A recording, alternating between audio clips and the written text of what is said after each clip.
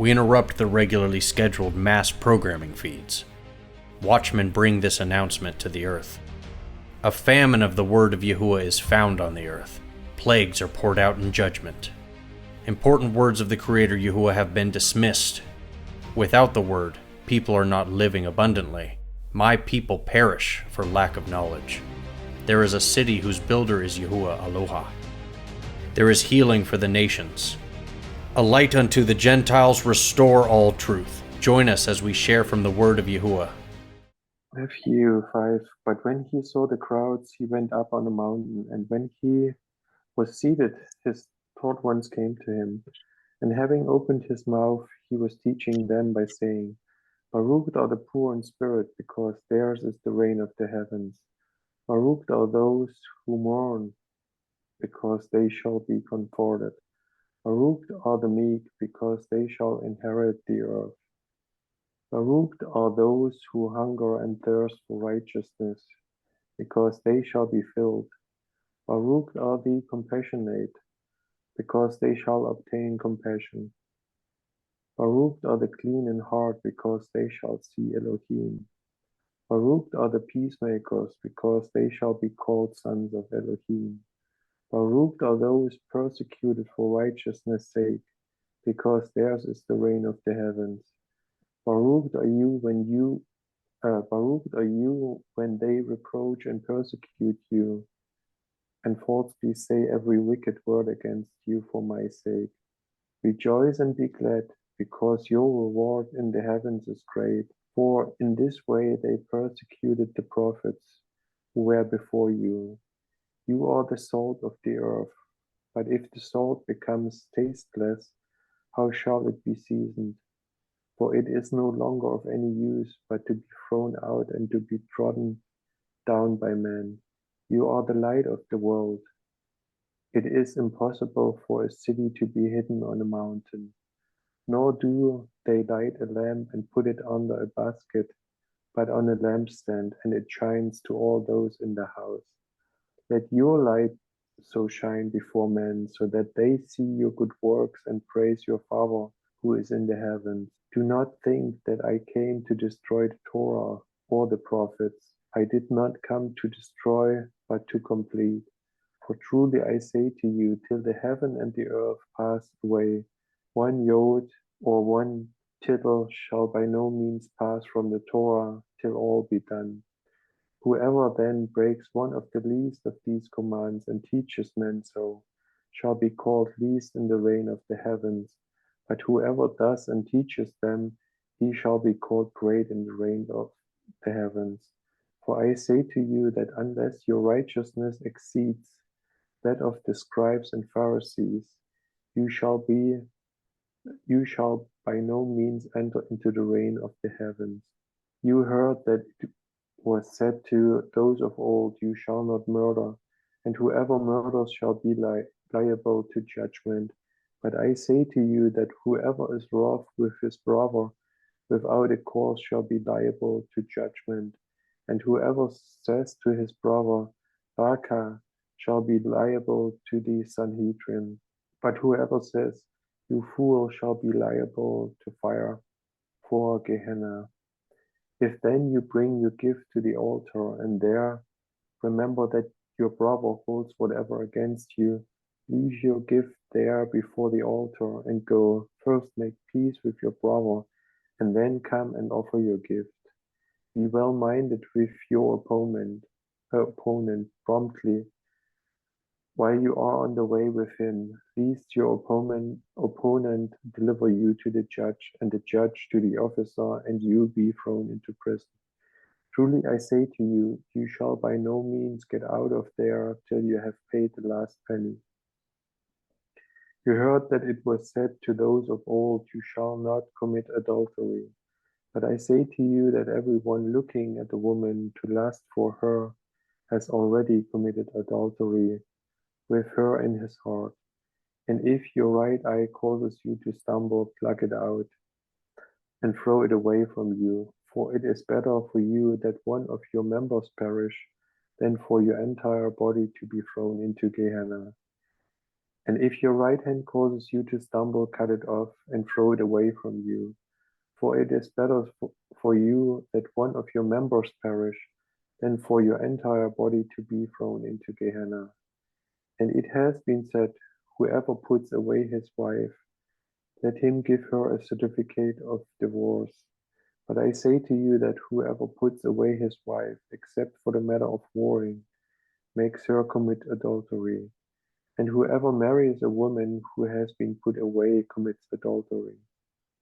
Again, you heard that it was said to those of old, you shall not swear falsely, but shall perform your oaths to YaHuWaH.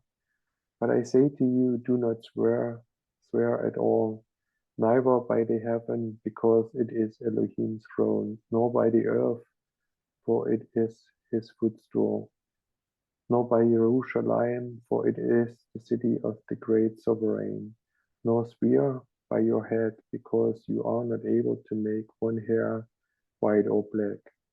But let your word yea be yea, and your no be no. And what goes beyond these is from the wicked one. You heard that it was said, an eye for an eye and a tooth for a tooth. But I say to you, do not resist the wicked, but whoever slaps you on your right cheek, turn the other to him also. And he who wishes to sue you and take away your inner garment, let him have your outer garment as well. And whoever compels you to go 1 mile, go with him too. Give to him who asks of you, and from him who wishes to borrow from you, do not turn away. You heard that it was said, you shall love your neighbor and hate your enemy.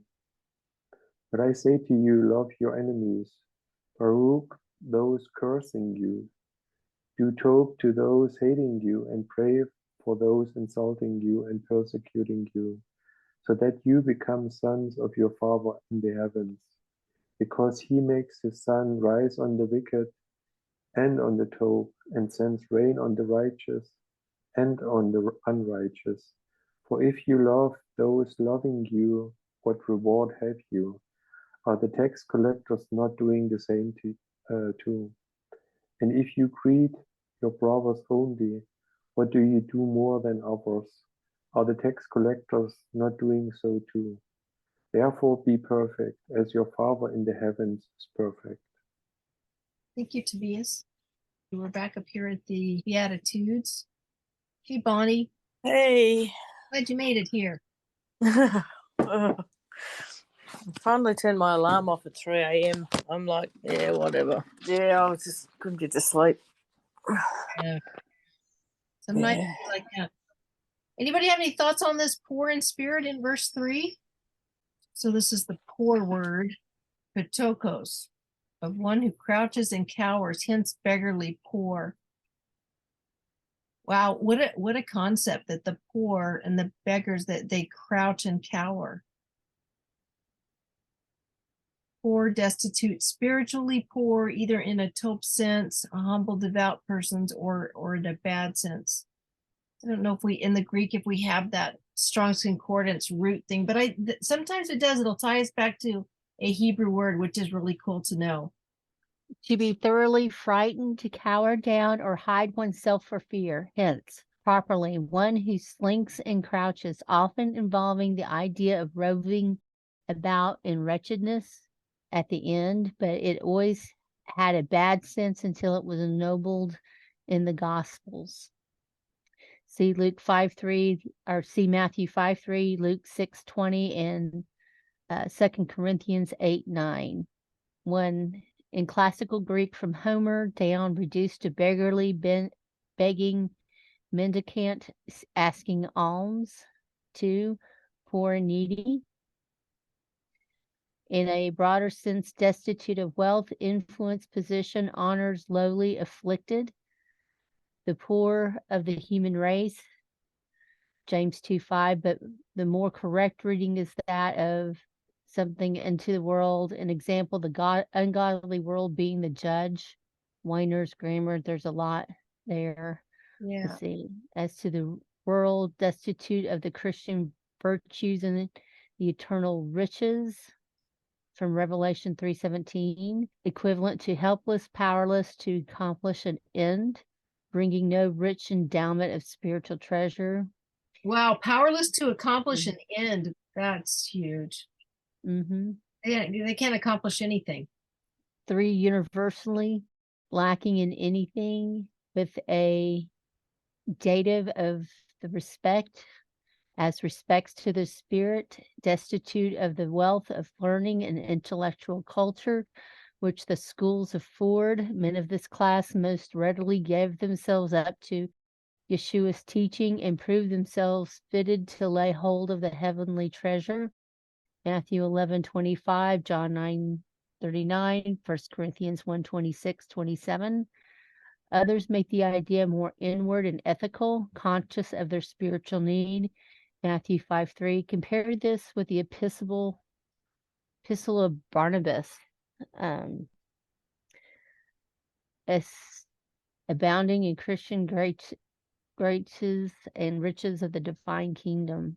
Okay, here's another Strong's. Beggar poor from Pesoso to crouch, akin to poteo, and the alternate of pipto, a beggar as cringing, an example pauper, strictly denoting absolute or public mendicancy, although used in a qualified or relative sense, whereas penez properly means only straitened circumstances in private, literally, often as noun or figuratively distress, beggar poor. And is there anything below forms and transitions, or is that the end of it? Yeah, looks like the end of it there. Okay. So they do not give us a Hebrew source of this Greek word. It's sort of interesting that it painted a picture of the people that were not able to get educated by the world. They couldn't afford being educated by the world's universities or whatever they had at that time, the upper educations. But those people were eager to hear from YaHuWaH. It's like, hey, free training from the creator, by the way. Let's sign up. They were eager. They weren't able to get into higher learning places. Or by circumstances, as well, because some of them, due to circumstances like losing their husbands in that stage, would leave them destitute. Very difficult ways to make money, or people that their parents had passed away. There was no skill to be handed down or traded, or a traumatic experience that left them rocked back and unable to do, or they were born in a particular way that left them unable to fend for themselves or work for themselves. And in that period of time, there was a lot of caste systems. You were either the elite or soldier or merchant, and it was difficult for them to transcend without some help, but it was easy for them to go right down to the bottom. And Sherry, can we look at the other word? This was poor in spirit, the spirit word.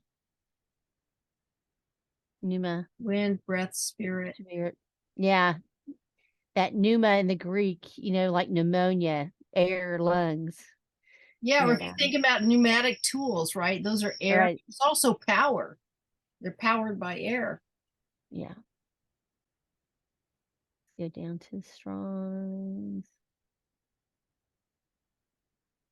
Yeah, this is all here, obviously, to go look at. You could spend hours and hours and hours just looking at this one word. Yeah. And we're familiar with the Hebrew word for it already. Let's see. Boy, Thayer's was windy on this word. Yeah. If you had started this one, we would still be here a while later.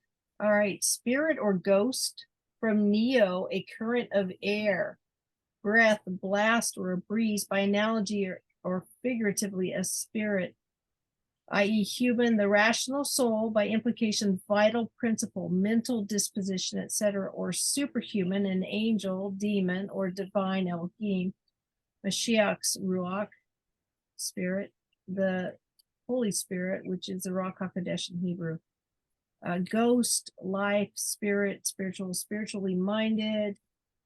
I saw like one as you were scrolling down, and obviously there's just a massive information there. It said something about in here about, and I would not even be able to find it unless my eyes just happened to click on it again. It said something about having the power to reject evil. I thought that was that's pretty deep in there. Yeah. So the poor in this spirit or rational soul, or their vitality, their mental disposition. Yeah. We see a lot of people that's been through traumatic events, whether it's natural disasters or whether they were just in the way of the war, or where it came to them and destroyed things, or they were participating in the war, whether voluntarily or involuntarily. You see these things happen, and the trauma really affects their ruachs, their spirits, and it makes things difficult for them to process through, because the damage that makes these cracks in their spirits, it allows oppression from the enemy, not necessarily possession, but oppression. And you hear stories over the years about, for example, soldiers having flashbacks while they're awake or while they're asleep. They can't process through things. The modern label for it is post-traumatic stress disorder. Unfortunately, that is a label that some people take with and run it in a different way than what it's meant to be. It hurts. It really affects a person's ruach spirit. Our times we got to label everything, but just understanding that they've experienced something traumatic and it's left these little cracks or these wounds in the soul, we need to pray for that. Makes it hard for them to function. We need to pray for them to bind these spirits that are pushing down on them, so they can process through things, process through their emotions in Abba, process through their thoughts in Abba. And it takes time for some of it. Some are meant to be delivered immediately, some are not. And here in America, there was a lot of people in New York that got the trauma from 911 as well. And they had stuff on the TVs telling them how to help their kids process through these things so they would not get this. Now, some of the advice was good and some of it wasn't so good. But that's because it's media and it's not derived from Abba. But as we read through these things and we read through Abba's word, it does maybe not say this is how you prevent this, but they're directly, but it talks about these things in their own languages about how to deal with it the way Abba wants you to deal with it to get healing and restoration. And Sherry, can we please look at the commentaries on this verse? Oh, sure. So it says blessed here. The word differs from that used in Matthew 23:39 and Matthew 25:34 as expressing a permanent state of felicity rather than the passive reception of a blessing bestowed by another. So it's a permanent state. The poor in ruach, the limitation as in the pure in heart, points to the region of life in which the poverty is found. Okay. Luke 6 verse 20, there is no such qualifying clause, and there the words speak of outward poverty in Luke 6 verse 20, as in itself a less perilous and therefore happier state than that of riches. Okay, so an outward poverty, you've got less peril and therefore you're happier than if you have riches. Here, the blessedness is that of those who, whatever their outward state may be, are in their inward life as those who feel that they have nothing of their own, must be receivers before they give, must be dependent on another's bounty and be, as it were, the bedsman of the great king.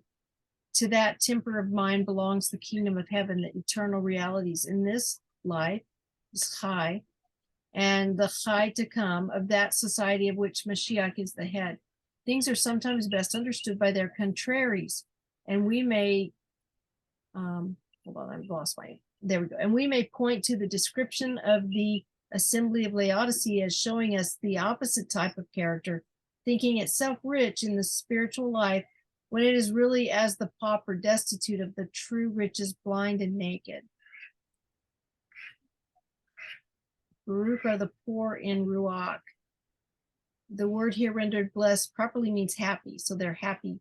And it may be better to translate it so, because our Adon seems to intimate by it not only that the dispositions here recommended are the way to future Baruch, being Baruch, but that they immediately confer the truest and most noble felicity. As happiness was the great end to which the wisest philosophers undertook to conduct their hearers, and as it is our common aim and an object to the pursuit of which we are continually urged by an innate instinct, our Adon, whose great business in coming into the world was to make mankind happy by making them kodesh, or holy, wisely and graciously begins his divine institution, with favor begins his divine institution, which is the complete art of happiness. So he's given us the complete art of happiness here by pointing out the necessary connection it has with kodeshness, or being set apart, and inciting to the latter by motives drawn from the former. In doing this, we cannot but observe his benevolent condescension. He seems, as it were, to, I feel like I'm reading from somebody that wrote in the 1900s. It's heavy, it's laborious to get through. He seems, as it were, to lay aside his supreme authority as our legislator, that he may the better act the part of our friend and savior.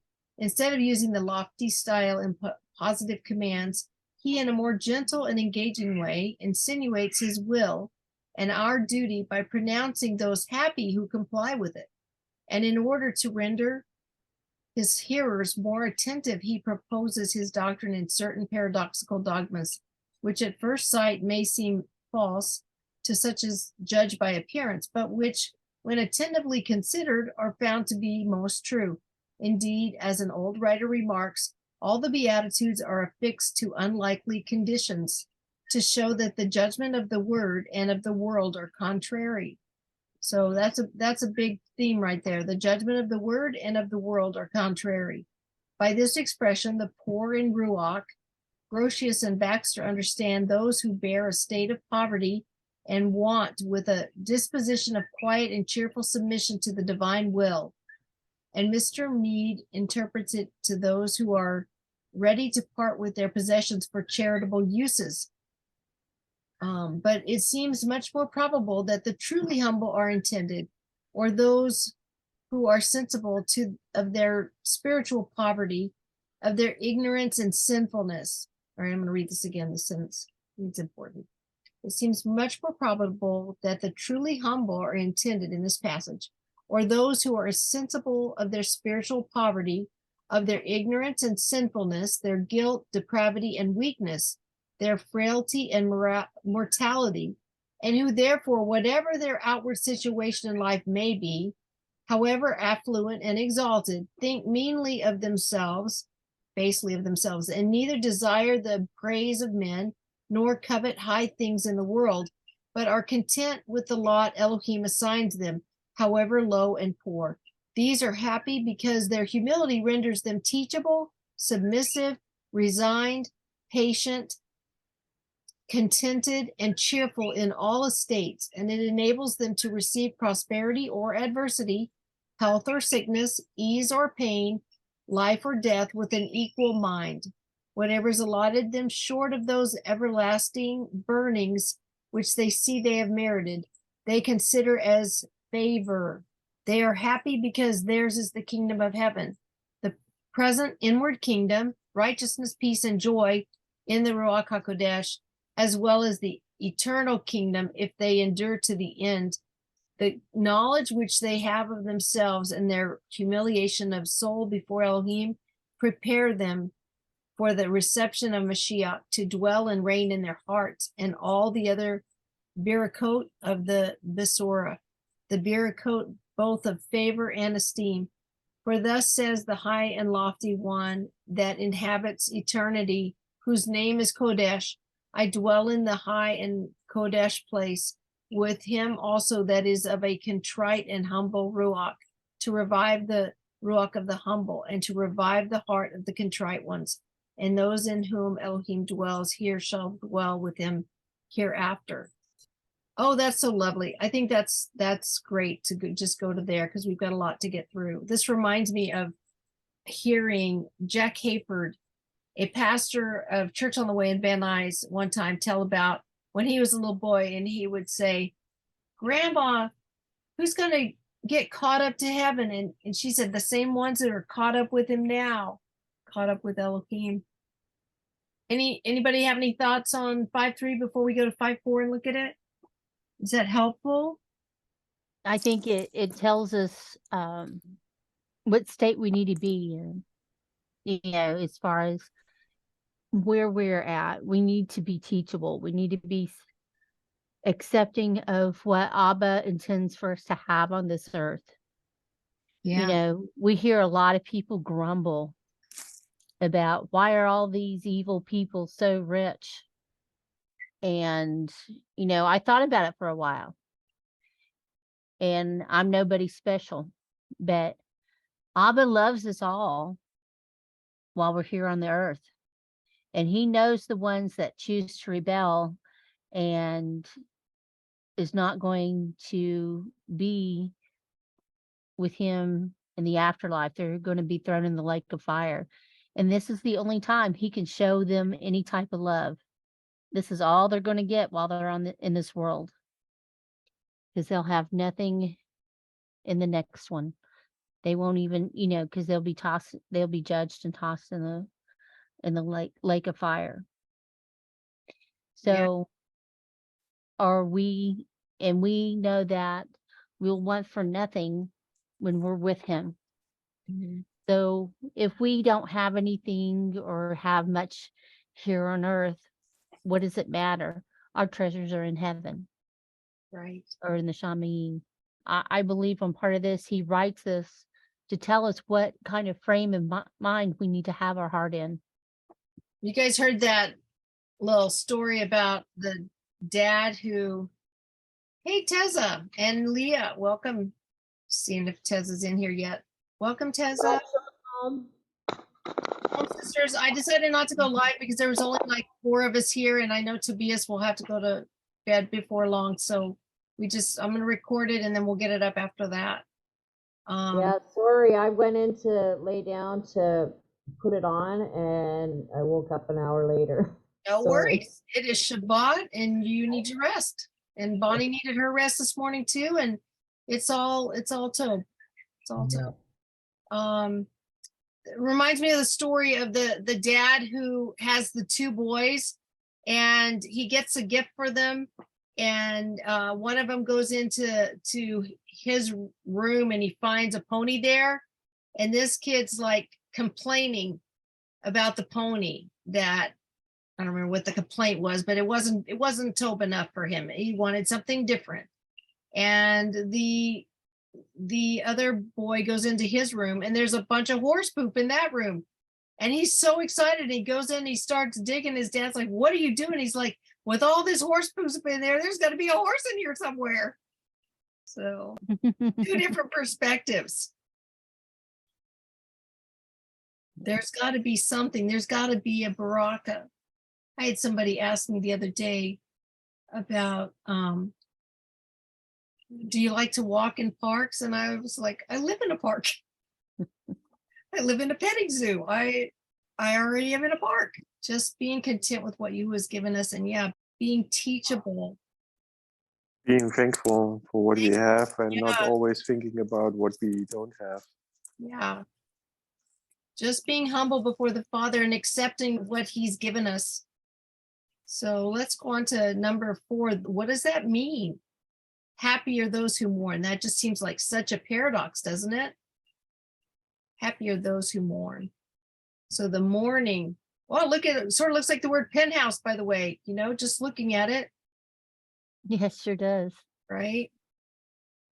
Like we think of the word penthouse. Well, that sounds like our English word sounds so amazing. It might be wealth or status or some opportunity where you're being honored, or you know, if you're staying at a penthouse or something, some sense of importance in worldly things. But that's sort of what the sound is here.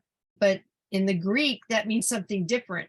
That sound bite has a different kind of meaning. Here it's like, I mourn, lament, feel guilt. It's just like almost an opposite feeling of what we would think of in English when we hear this word.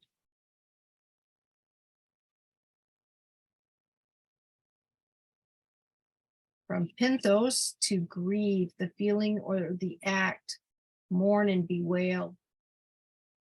Okay, well, let's go over the commentary and see how does this paradox going to work out. It's new moon for Hawaii and Australia, so happy new moon to our sisters in Australia. We have 3 sisters in Australia here. What is going on with the mainland? we've got Sherry and Sherry, our 2 Sherrys representing the mainland USA today, and Leah's here from Canada. Right? And Tobias from Germany. Yeah. Yep. We've got Europe representing Right. too. We just need South Africa. Come on. Yep. Sorry about that, Tobias. I already overlooked you here. Sorry. No worries at all, sister. We've already connected on so many different levels this morning. I missed you there, but yeah, for sure, you're representing Europe over there. One man in all of Europe has shown up, and one man in the whole world, by the way, has shown up. So yes, honor to the brother here. Which did I miss so far? We just started Matthew 5. Yep, we're doing Matthew 5 today. We're starting with the parables. Once we got past Matthew 24 and Matthew 25, we decided to go back and start, and this is where we decided to start. I think they start here. We've just come out of YaHuWaH's baptism, immersion, and temptation in the wilderness, and this is basically where we're coming at. And now we're here with the Beatitudes. So they that mourn, the verb is commonly coupled with weeping, but he's saying it's going to be happy. Here as before, there is an implied, though not an express, limitation.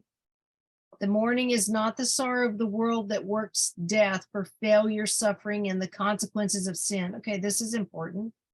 But the sorrow which flows out in the tears that cleanse, the mourning over sin itself, and the stain which it has left upon the soul. Wow.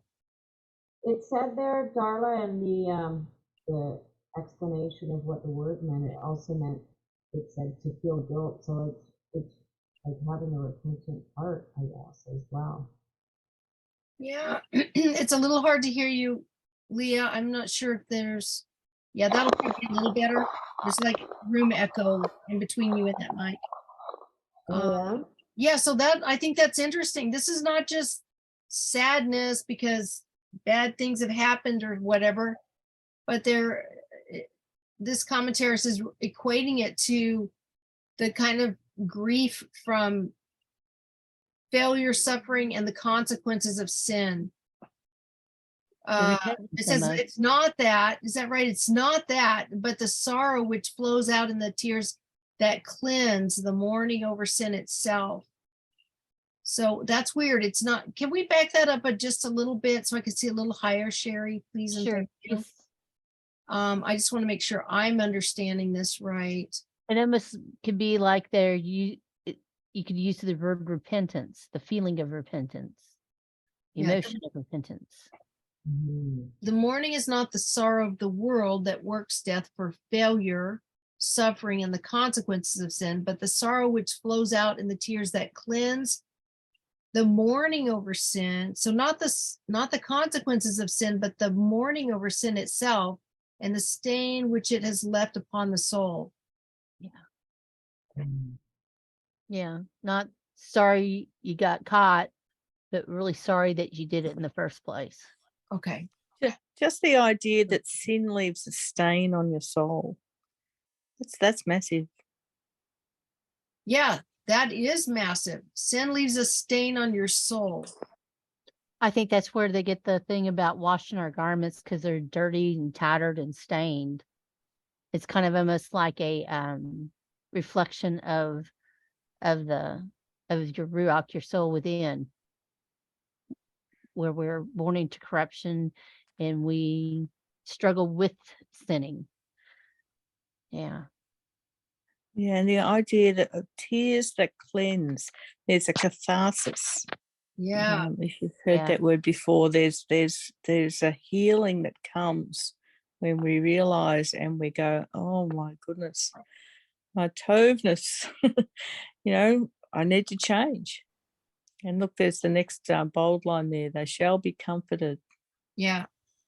I mean, it's a lot to bring ourselves to the point where we're mourning over sin itself and the stain which it leaves. It reminds me at one time of hearing a police officer talk about when a murder has happened in a certain district of the town or whatever, a city, that there seems to become like more murders, and the sin of that murder affects the land itself in that district. That's like, oh, that's the area that you don't want to go into, but you have to go into. Just to think about sin is that sin leaves a stain on the soul. All right, they shall be comforted. The pronoun is emphatic. The promise implies the special comfort, including counsel, which the mourner needs. So this is almost sounds like it's not a promise, but like this is the prescription of what you need, which the mourner needs. Comforted, he shall be with the sense of pardon and peace, of restored purity and freedom. So that's what he needs. We cannot separate the promise from the word which Christendom has chosen. We need not now discuss its accuracy to express the work of the Ruach HaKodesh, the Comforter, still less from the yearning expectation that then prevailed among such of our Adon's hearers as were looking for the consolation, the comfort of Israel. Wow. That's interesting that he's bringing up the comfort of Israel. He's not just talking about the individual. I think we tend to think of the scriptures when we read them coming from a Greco-Roman mindset or trained up in the churches. We tend to think of them individually, but there's a corporate Israel that's involved. He was on this earth from the tribe of Judah, Yehuda. He was speaking to Yahudim, and so those were his hearers. His hearers were from the tribe of Judah. Those who had gone back to the land of Judea after the Babylonian captivity, which I think was only about 10%.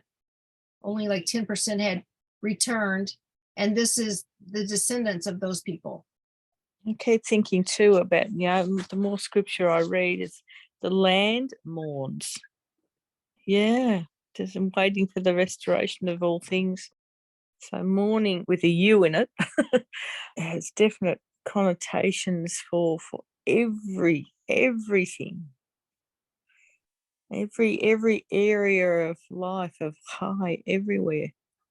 My experience of it being painted when I was growing up in church was that the deity in the Old Testament was mean and punishing, and then we've got Jesus the Lamb, right? And he's got a whole different, like, he's the takeover guy.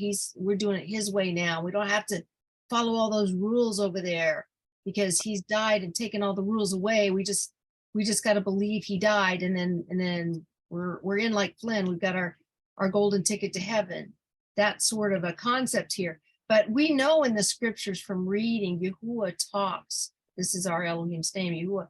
He talks about the comfort. Comfort ye my people. Comfort ye my people. He talks about comforting Jerusalem. That's a city. He's talking to a city.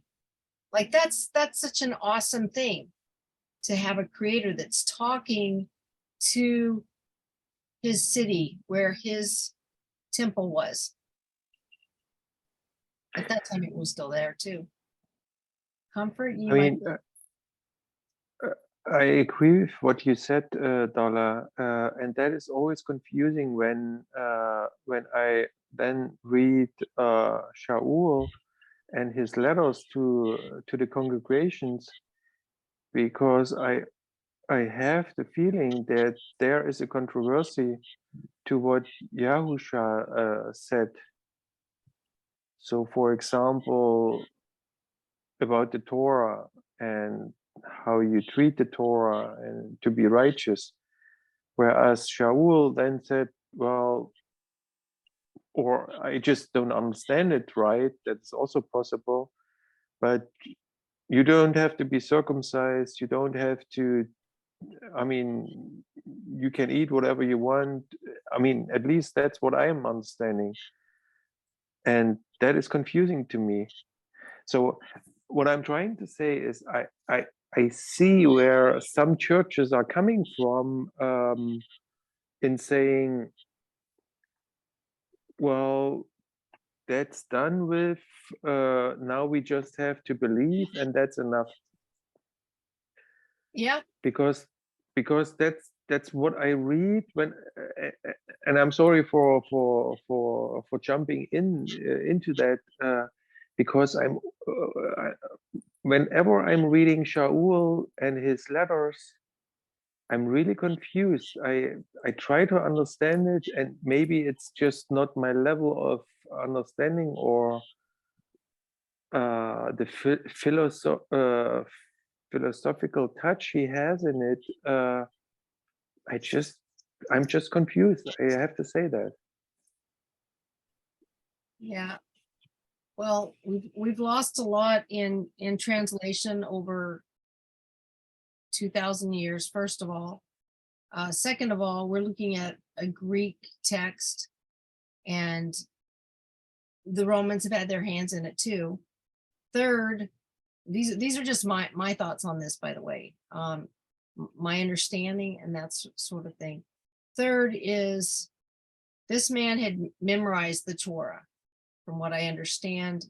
Those that were under, I can't think of his name, somebody help me. Galileo. What'd you say? Wasn't it Galileo? Yep, Gamliel. Those that were under him, they had to have memorized the Torah. So we have somebody living today, from what I understand, that is got that kind of a memory. Is that right, Sherry? We've talked about him before. And Yeah, Sherry is just away. Sherry's away. Okay. I think Leah probably also knows. Leah's really great at reviewing videos and letting us know about them. I can't think of what the guy's name is, but he is at that level of memory. And I think some of those in Israel. One that they're hailing as the new Messiah. Exactly. Do you know what his name is, Leah? Oh, that. I know Sherry does. If she gets back, she might be able to tell us what his name is. But I keep thinking Harari. That's the other. That's some rabbi, but I don't know his name either. But they call him, I think, Ben David. He's their Messiah now. yeah, so they picked him as the Messiah. Yeah. So in Talmud, there's two: the Ben David and the Ben something else. And a lot of people believe that Trump is going to come back, and that's going to be their other. Isn't it Youngkin? Youngkin somebody? Yeah, begins with a Y. Yannicka, something like that. Yannicka. there you go. Yanuka, yeah. Yeah, I think that's it. I don't know what his name is, but I could figure it out.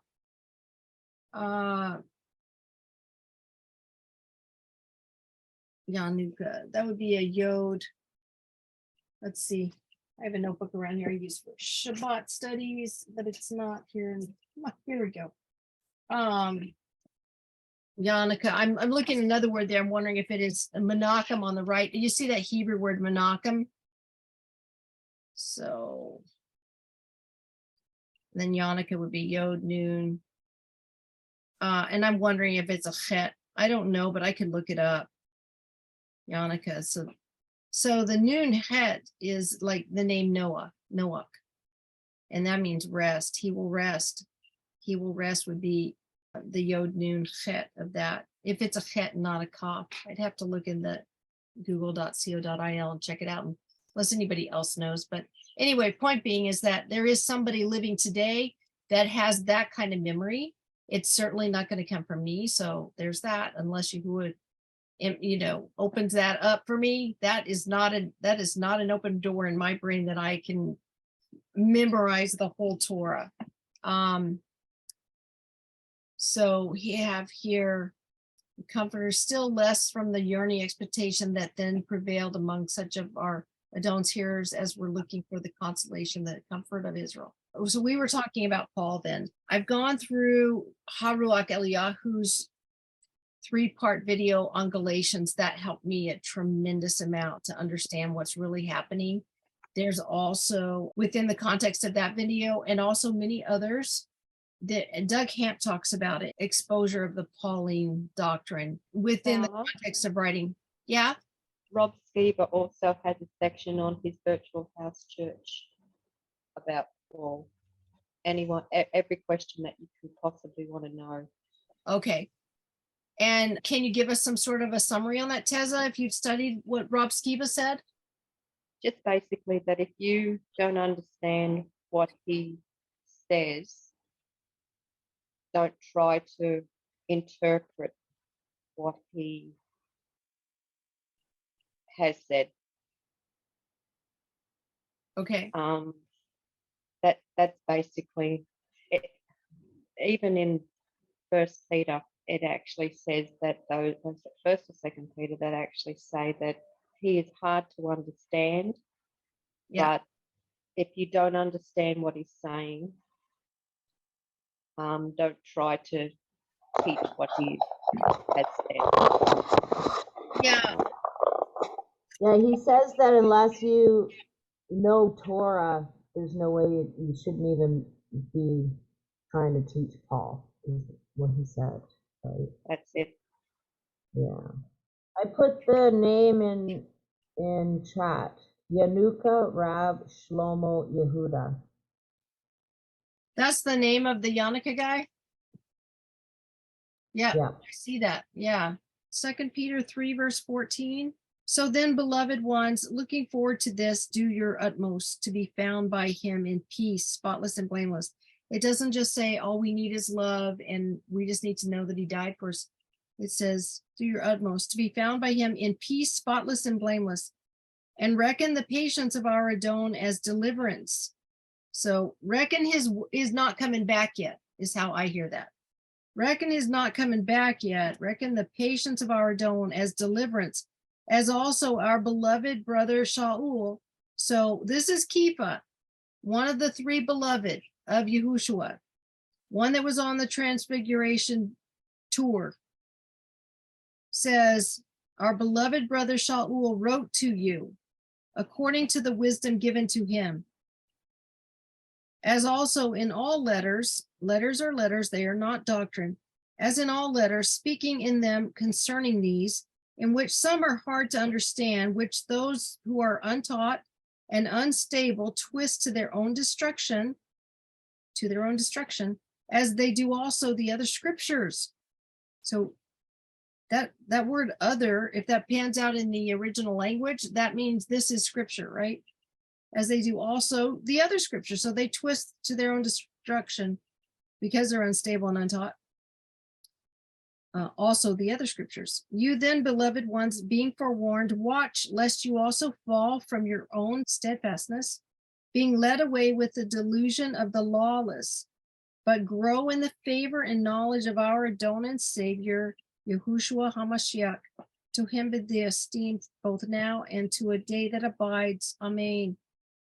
So part of what I understand is that when Paul went to meet up with the other disciples, these fathers, these assembly fathers that Yahushua left to reach the world with the word, they agreed on 4 things that they would begin with. That was a beginning. This is what is needed for those coming in their belief in YaHuWaH. These are the lost sheep of the house of Israel. They've brought in. These are people who have not been living by the Torah because they've been scattered and dispersed. You'll find in these letters a lot of times they will say to the 12 tribes. They're writing to the 12 tribes that are scattered and dispersed. And so these are the ones that have to come in and they have to be taught again. The Jews that had been circumcised and living in Jerusalem and doing things without YaHuWaH and that sort of thing. And now there's YaHuWaH as their Mashiach, but they're trying to force on these new believers. They're not hearing that parable about the Father coming and meeting them when they're a long way off and going and running and throwing himself, his arms around the neck of the person, that the son that's returning. It's a son. It is a son, and he's returning. And he's going to be brought into the house, but he goes and he meets him a long way off. He's got a ways to walk back to that house. He's not there yet. There's going to be a big party when he gets there.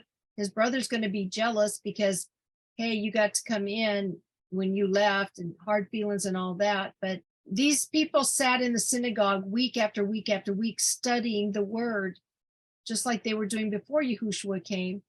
And I'm sure that to some degree they were wrestling with what the word said versus what was going on in their lives. And that's the washing of the word over our lives. So we eventually get there. We're still getting there. Nobody's arrived yet. So that's my understanding on the take on Paul. Yeah. I mean, what I understand, and I think that makes the circle probably to what we are reading right now in Matthew is, if you have someone who is really deep diving, and let's make an example. Medical doctors nowadays, they say they trust the science. Yeah. They don't question pharmaceuticals or medication anymore because they say, well, I trust the science. The science has proven that it works. So I don't have to dig into that. I trust someone else. And for me, it's a little bit, maybe the example is not perfect, but what I'm hearing with Matthew number 5 is, it is easier to work with someone who has no pre-education or or fixed belief systems compared to someone who thinks to know something but doesn't really do it. This is what I'm seeing when we talk about the Pharisees and the scribes. They know the scripture in and out, but it's lifeless for them. So they don't, I mean, they think they understand, but what they understand has not helped him to see who the Mashiach is. And So blinded by the forest, or don't see the forest for the trees or something. yeah. Well, if we go back into the belief history, that we know that it wasn't just the study of the Torah, it was also the traditions of the men at that time. That was not necessarily the intent behind of the Torah. For example, on Shabbat, they would sit there and consider somebody that ate more than half of an olive to be breaking the Shabbat. Instead of just testing to make sure it didn't go bad, that would be half an olive. If they did more than that, then they were breaking Shabbat. And that's not what was intended by Shabbat. Right. And so when they were talking about, they were given an unstable twist or to these things, and didn't understand, because instead of having the scriptures in front of them all of the time, it was only the learned the regular person didn't have them, so the leaders could just sit there and teach their own traditions or their own special twist or agendas to the people, and it made them difficult to understand some of these things. So the ones that didn't understand all of this, there's a place in Leviticus that's called the ignorance of the congregation, where the leaders are misteaching the people and they misunderstand because they're being led into deception. The leaders are going to be held accountable for what they're teaching and the misleading of the congregation or the assembly. So when these people like the Pharisees or the taught ones, the rabbis or whatever, when they come to this, it's hard for them to understand because they've learned all these traditions of men. Exactly. Yeah, there's definitely a breakdown in the Galatians series on YaHuWaH's channel, which I will put a link in, a copyable link, so you can watch that. But they talk about the difference in Galatians between what they call the law when they're talking about man's law, the Pharisees' laws, versus YaHuWaH's word. Can I just ask, is that what it means by the new wineskins and the old wineskins? You don't put new wineskins into the old wineskins, new wine into old wineskins. In other words, the new wineskins will burst. Well, I'd probably suggest we go over and look at the commentary on that verse. It's Mark 2:22, I think. He talks about it there. I mean, I think it's important that we look at this stuff because Yahushua was coming right after the time of the Tanakh, aka the Old Testament, after like 400 years of silence. Except for it wasn't all silent, because we also had Maccabees about 150 years before Yahushua was born. And there was Malachim that showed up and did a huge slaughter of the enemies that had come against Yahuwah's people. So it wasn't all silent. What scripture was it again, Sherry? Did you find it? Mark 2:22. Mark 2:22. Yeah, I accidentally did it in the interlinear first, so I'm having to go back and do it in the commentary. Can we read the verse up the top in red first, please?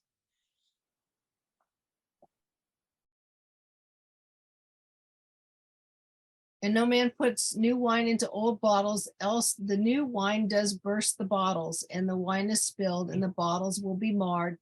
But new wine must be put into new bottles. Well,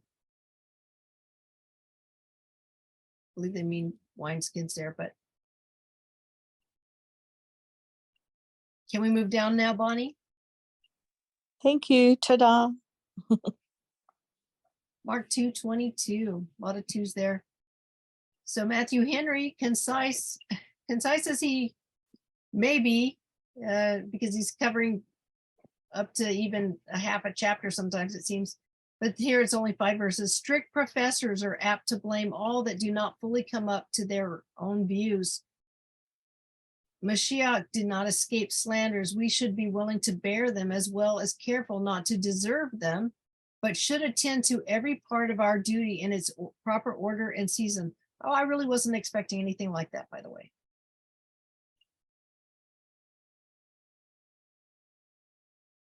All right, so verse 22, Matthew Poole is going to get right to the verse. And he says no text from Poole on this verse. Okay, Gills.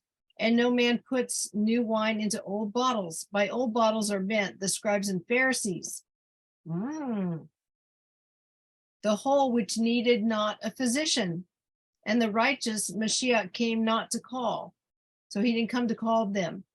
And by new wine, either the love of Elohim, which is not shed abroad in the hearts of such persons, or the barakot of the new covenant, which are not bestowed upon them. or the Besora, which brings in, or Tob News, which brings an account of both, which is not received by carnal men.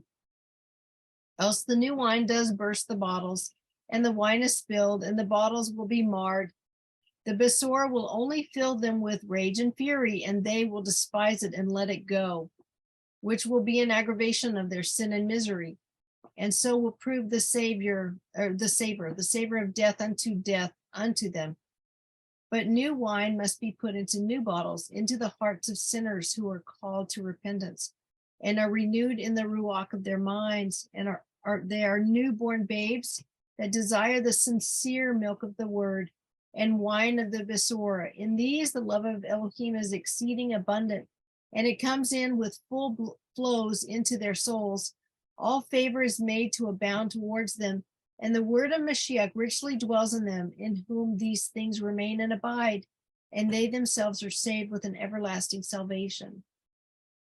So Geneva Study Bible says, and no man puts new wine into old bottles, else the new wine does burst the bottles, and the wine is spilled, and the bottles will be marred, but new wine must be put into new bottles.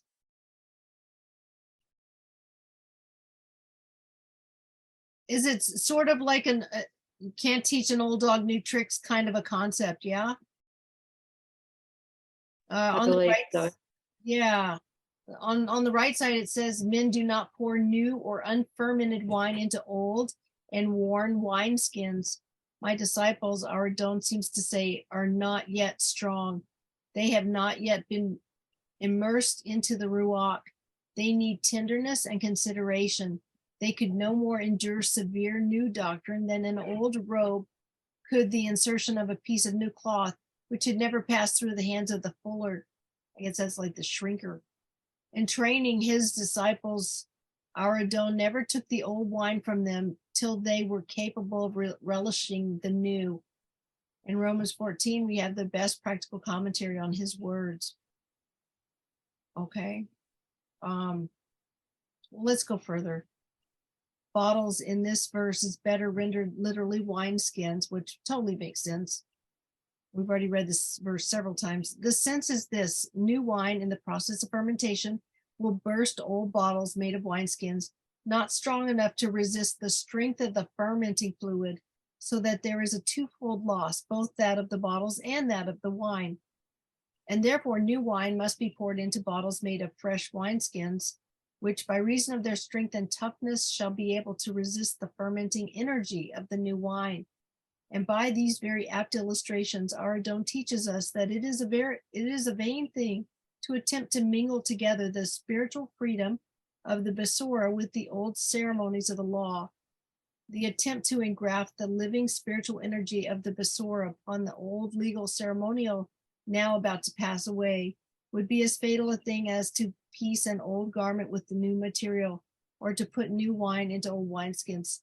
There is here, therefore, a valuable lesson for the assembly of the believer, namely to treat new converts with gentleness and consideration. If you're enjoying this video, click like, subscribe, click the bell, and please share this video. Shalom. Let's get back to the video. I put something in chat now. What was it? New wine into new or renewed hearts. I thought somebody had said there earlier. Yeah. That made sense. I'm like, wow. Yeah, that makes the most sense to me. I think of, I don't know why it's reminding me this, as we go in our journey, repentance or going through our lives and making ourselves a pleasing child to Abba. We go layer by layer. He's gentle about it. He lets us only deal with so much of our flesh and our corruption we can handle at a time. So by the time we handle it, there's a new layer. But we get somebody that's new on the walk, we cannot expect them to be in the journey where we're at. It would be too much for them. And sometimes for the person that's mature further on the walk, dealing with somebody that's less mature, can be frustrating. It can cause them issues in their own relationship and journey with Abba. So we need to remember where they are at in their walk. If they're new, we need to deal with them as being new and not as somebody that is, several years on, because we can break either one of them or they can burst. Yeah, exactly. I think that was the whole point of my understanding with Galatians, is that remember where they are in their walk. They just got here. The Torah is not familiar to them.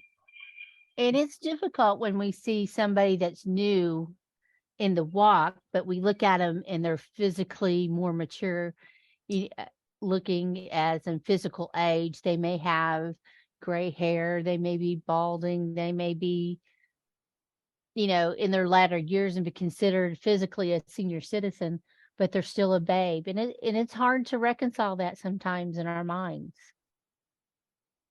Yeah. Because we expect them to be further along because we see them more physically aged.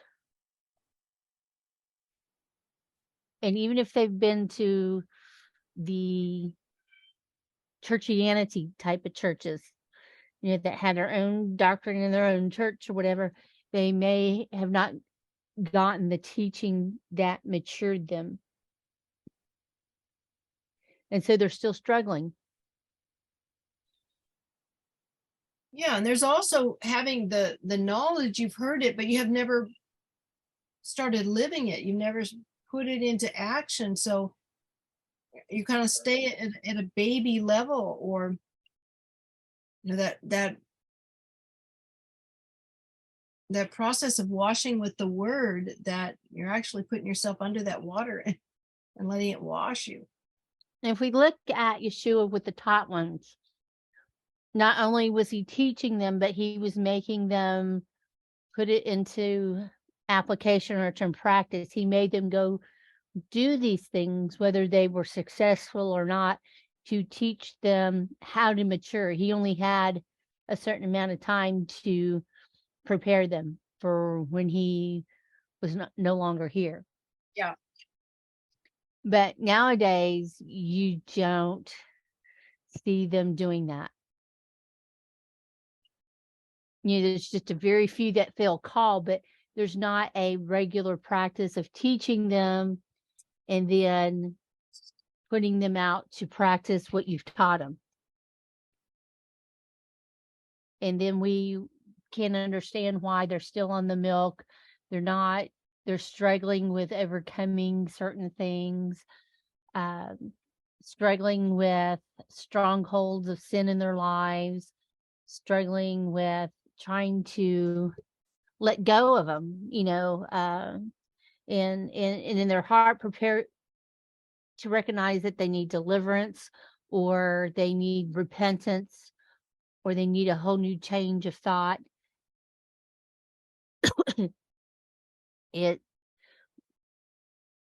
Abba has to nowadays pretty much call them to set apart and put into their hearts, have the Ruach HaKodesh to search out how to be set apart, how to be Kodesh. It's very hard when you see some of these churches, practice the pagan holidays, or even just a more obvious one. Some of them do these trunk or treats where they'll fill these card trunks full of candy outside of their church parking lots. And it's teaching confusion. It's teaching a different Yeshua and a different Basora. It brings confusion. And then we wonder why the members of the church that are participating, or the people that are going around, are struggling spiritually. Yeah, they're teenagers dabbling in witchcraft and stuff like that. Yeah. Stuff like that happens. My kids were angry with me when I banned Harry Potter books out of my house. When they were growing up, I wouldn't let them watch The Simpsons. I wouldn't get cable TV. I monitored a lot of what they watched and what they did, and they were quite angry for a long time until they became adults. And they realized I also taught them how to cook, taught them how to do lawn work, house maintenance, one way or another. And all of a sudden, their friends are like, how do you know all this stuff? My daughter made money on the side teaching kids how to bake bread and how to do some basic cooking. My son had girlfriends that would cling to him because he was teaching them how to cook. And here they had kids or had somebody they knew had kids babysitting or whatever, and they didn't even know how to cook, do some of the basic things, but they did that. Those people knew everything about Harry Potter and some of these other things, but no practical living experience.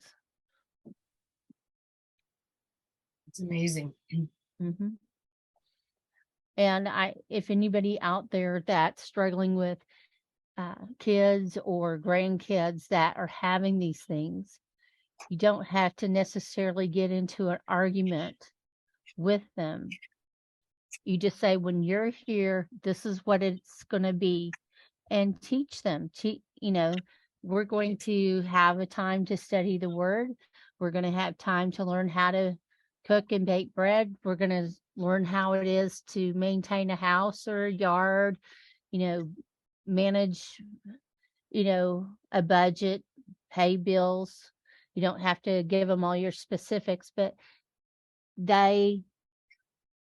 that's things that they need. They may be angry for a while, but when they get out into this adult world, you've prepared them.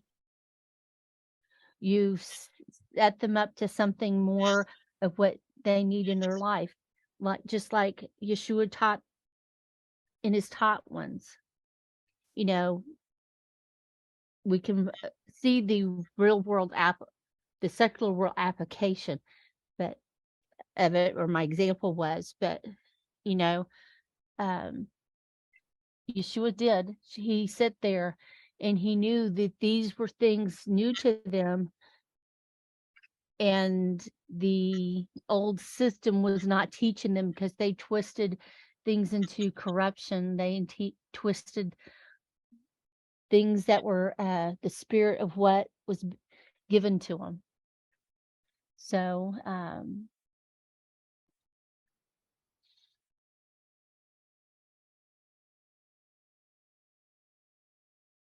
I just went blank. That's okay. No worries. No worries. It was my time to be quiet then. Well, Thank you for sharing. Yeah. Absolutely. What, It's so Leah? true. It's so true. Like they say so many of these kids. Can you hear me, guys? Yeah, we do hear you. Okay. Yeah, so many of these kids nowadays are just totally unequipped. What's the expression I heard the other day? Oh, the reference was the kids nowadays, if the light bulb went out in the refrigerator, they wouldn't know to change the light bulb. They just think the fridge is broken and have to get a new fridge. Wow. I seen another guy interviewing people on the streets of New York and just asking like, what are 3 countries in North America? And they were like, USA, China, and Europe. Is Europe in and it was like, what? Oh my gosh. Just no knowledge. Yeah. My people perish for lack of knowledge, it says in Hosea 4, verse 6. Yeah, exactly. Sisters, I have to leave. Shabbat Shalom. It was nice to meet you all. Love, brother. Bye. Love you. Abba strength you. Love you, brother. Brother. We will be with you, brother. Getting ready to go into a new month here after Shabbat. And so yeah, it's just awesome. We've got a new beginning, a new appointed time. Shabbats will be set up. We're expecting Shabbat will be on Sunday. for the new month on the Roman Gregorian calendar Sunday. And I also, while we're just sort of stopped here a little bit since Tobias just left, I thought I would share this book because there's amazing things in here that are not just about business. And one of those was about that I was reading yesterday and sharing with the class. I don't know if y'all got a chance to look at it or not. I shared a couple of chapters. They have like secret number 10 and secret number 11 I shared, but they were addressing how it is that we have so much knowledge on, for instance, one of the examples he gives is on weight loss, right? We all know what you got to do to lose weight, but do we do it? And how do we bring ourselves about to actually do it? Because we need comfort, and we throw ourselves into a banana split or something because it's instant, it's immediate, it's there, we can feel that comfort, but then it's like a downward spiral. Then it's like, well, I cheated that, I might as well just keep on cheating through the day. Well, I've cheated through the day, might as well cheat through the week. And maybe you get yourself, all right, I'm going to start exercising, and maybe you can be consistent with that, and then you give yourself permission to keep cheating on the food, and so you don't get anywhere, you don't actually net a positive result that you want. So a book like this will tell you not only how to be successful in business, but it'll tell you how to address it. And the reason I bring it up is because we're talking about you don't put new wine in an old wineskin. And what Bonnie was sharing here was wine into a renewed heart, right?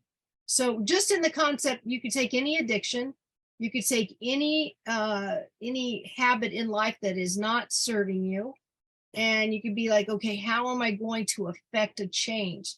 You've got to renew your heart about that. You've got to see yourself in a new situation. It could be stop smoking. It could be about this, that, the other addiction.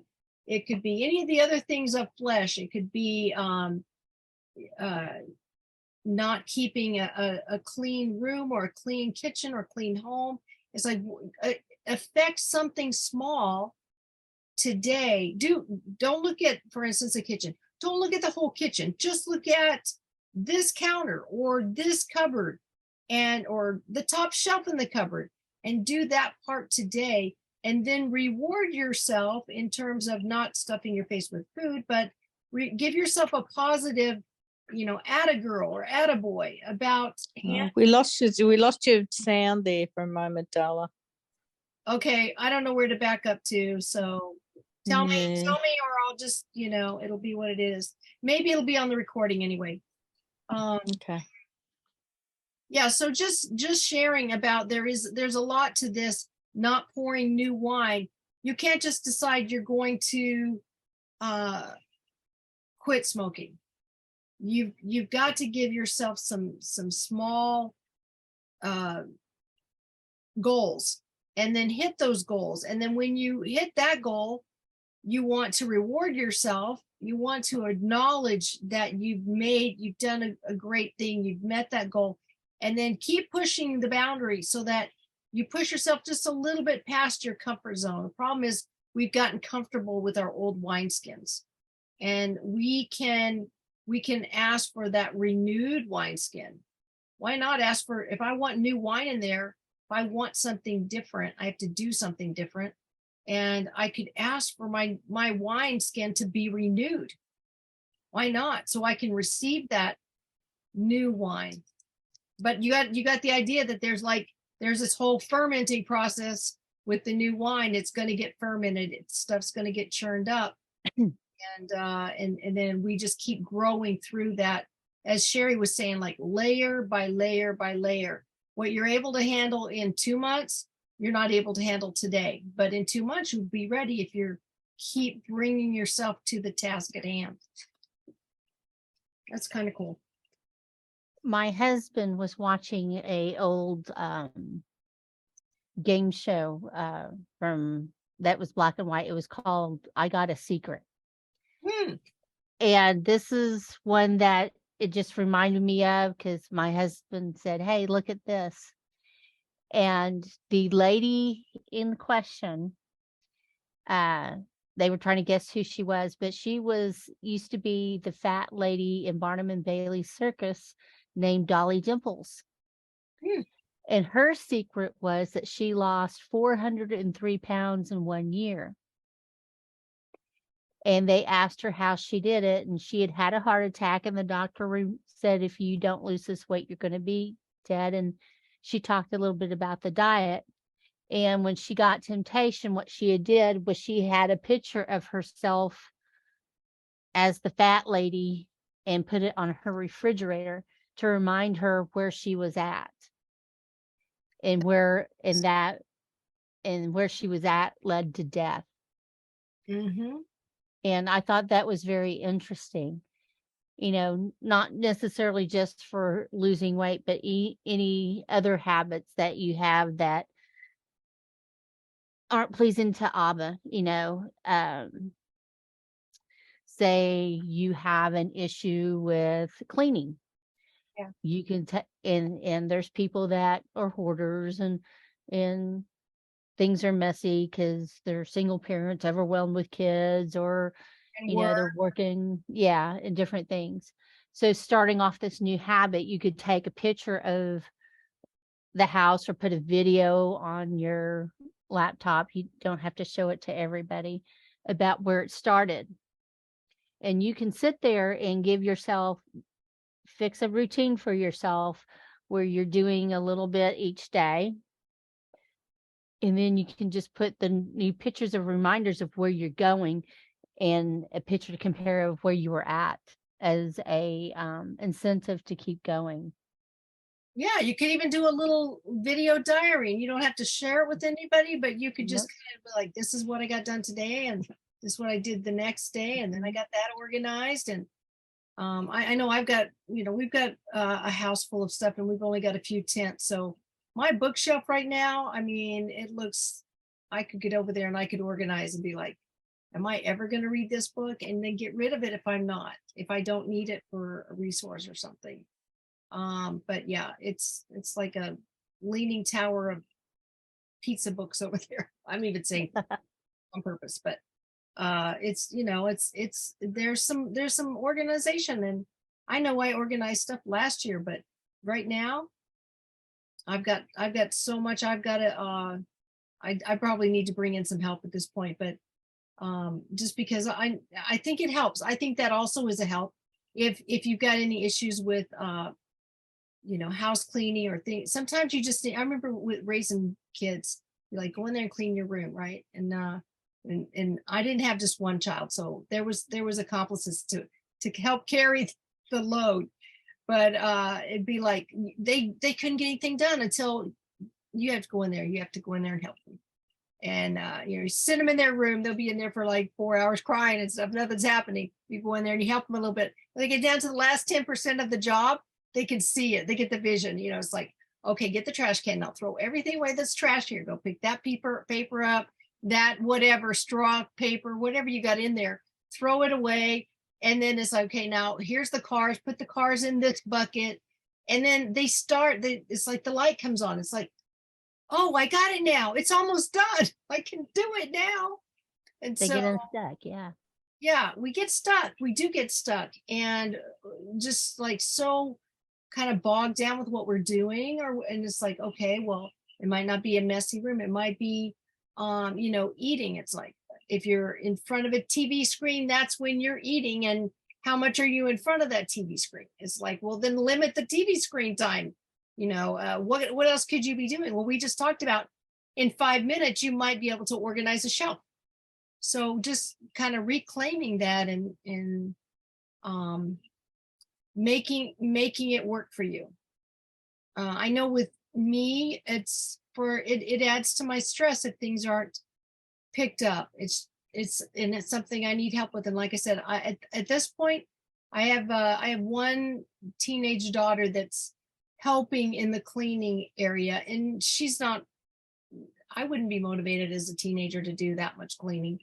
The rest of the people around here are working on farm chores, and so a lot of it falls to her. And I think it's helpful if you can bring in somebody to bring in some fresh fresh ideas, just fresh energy. If you can bring somebody in a couple times a month, it brings in some freshness, and then you're able to, that helps you. That's like the little kid thrown in their room to go clean it. You know, it's like somebody came in and helped me. It's like, okay, now I know where to start. You know, just find something to help and find a way to start a layer of that progress and goals, and whether it's smoking or cleaning or maybe it's anger. Maybe you got a problem with anger and you find a way to set some boundaries and control yourself so you don't fall into that temptation.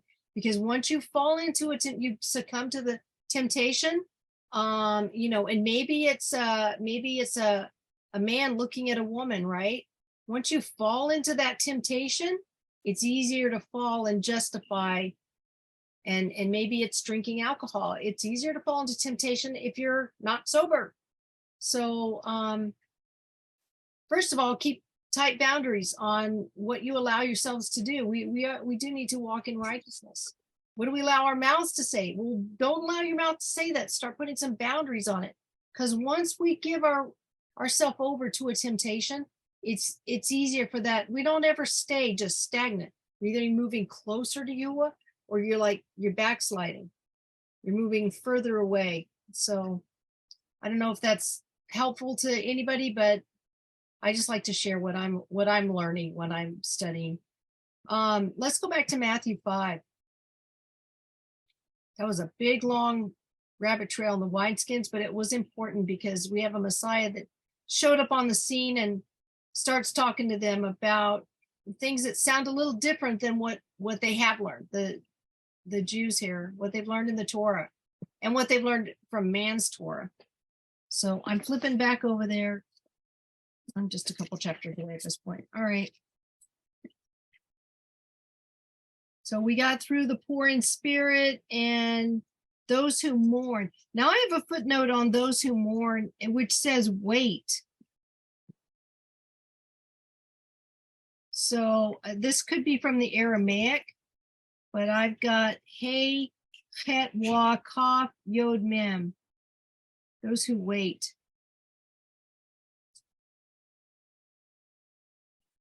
And then let's go to 5. Baruch are the meek, because they shall inherit the earth.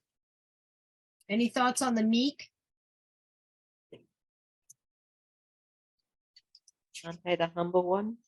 Look there, look at the word prayus. Sounds like pray, huh? Yeah, meekness, mild, gentle.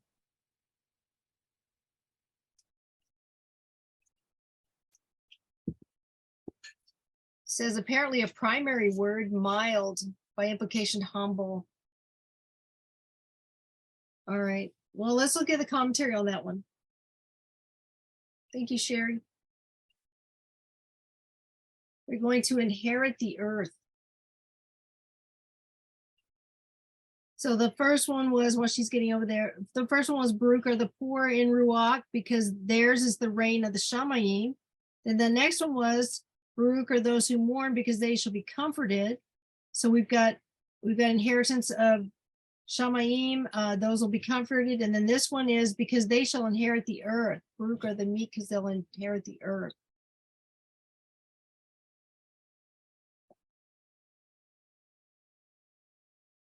I keep mixing the interlinear in the commentary. I apologize. That's just No worries, sister. goofy. So this is Matthew 5, verse 5.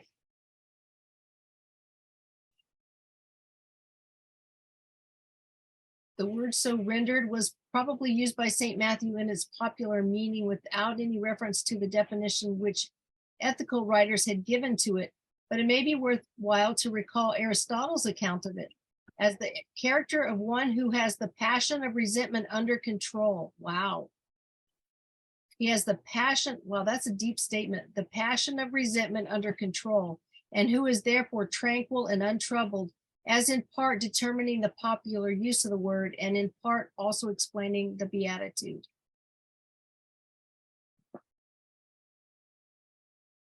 They shall inherit the earth. The words may be partly elusive to the kingdom of the saints of the Most High in that prophecy of Daniel 7 verse 27, which had done so much to fashion the messianic expectations of the time. They have, however, a wider and continuous fulfillment. The influence of the meek and self-controlled is in the long run greater than that of the impulsive and passionate.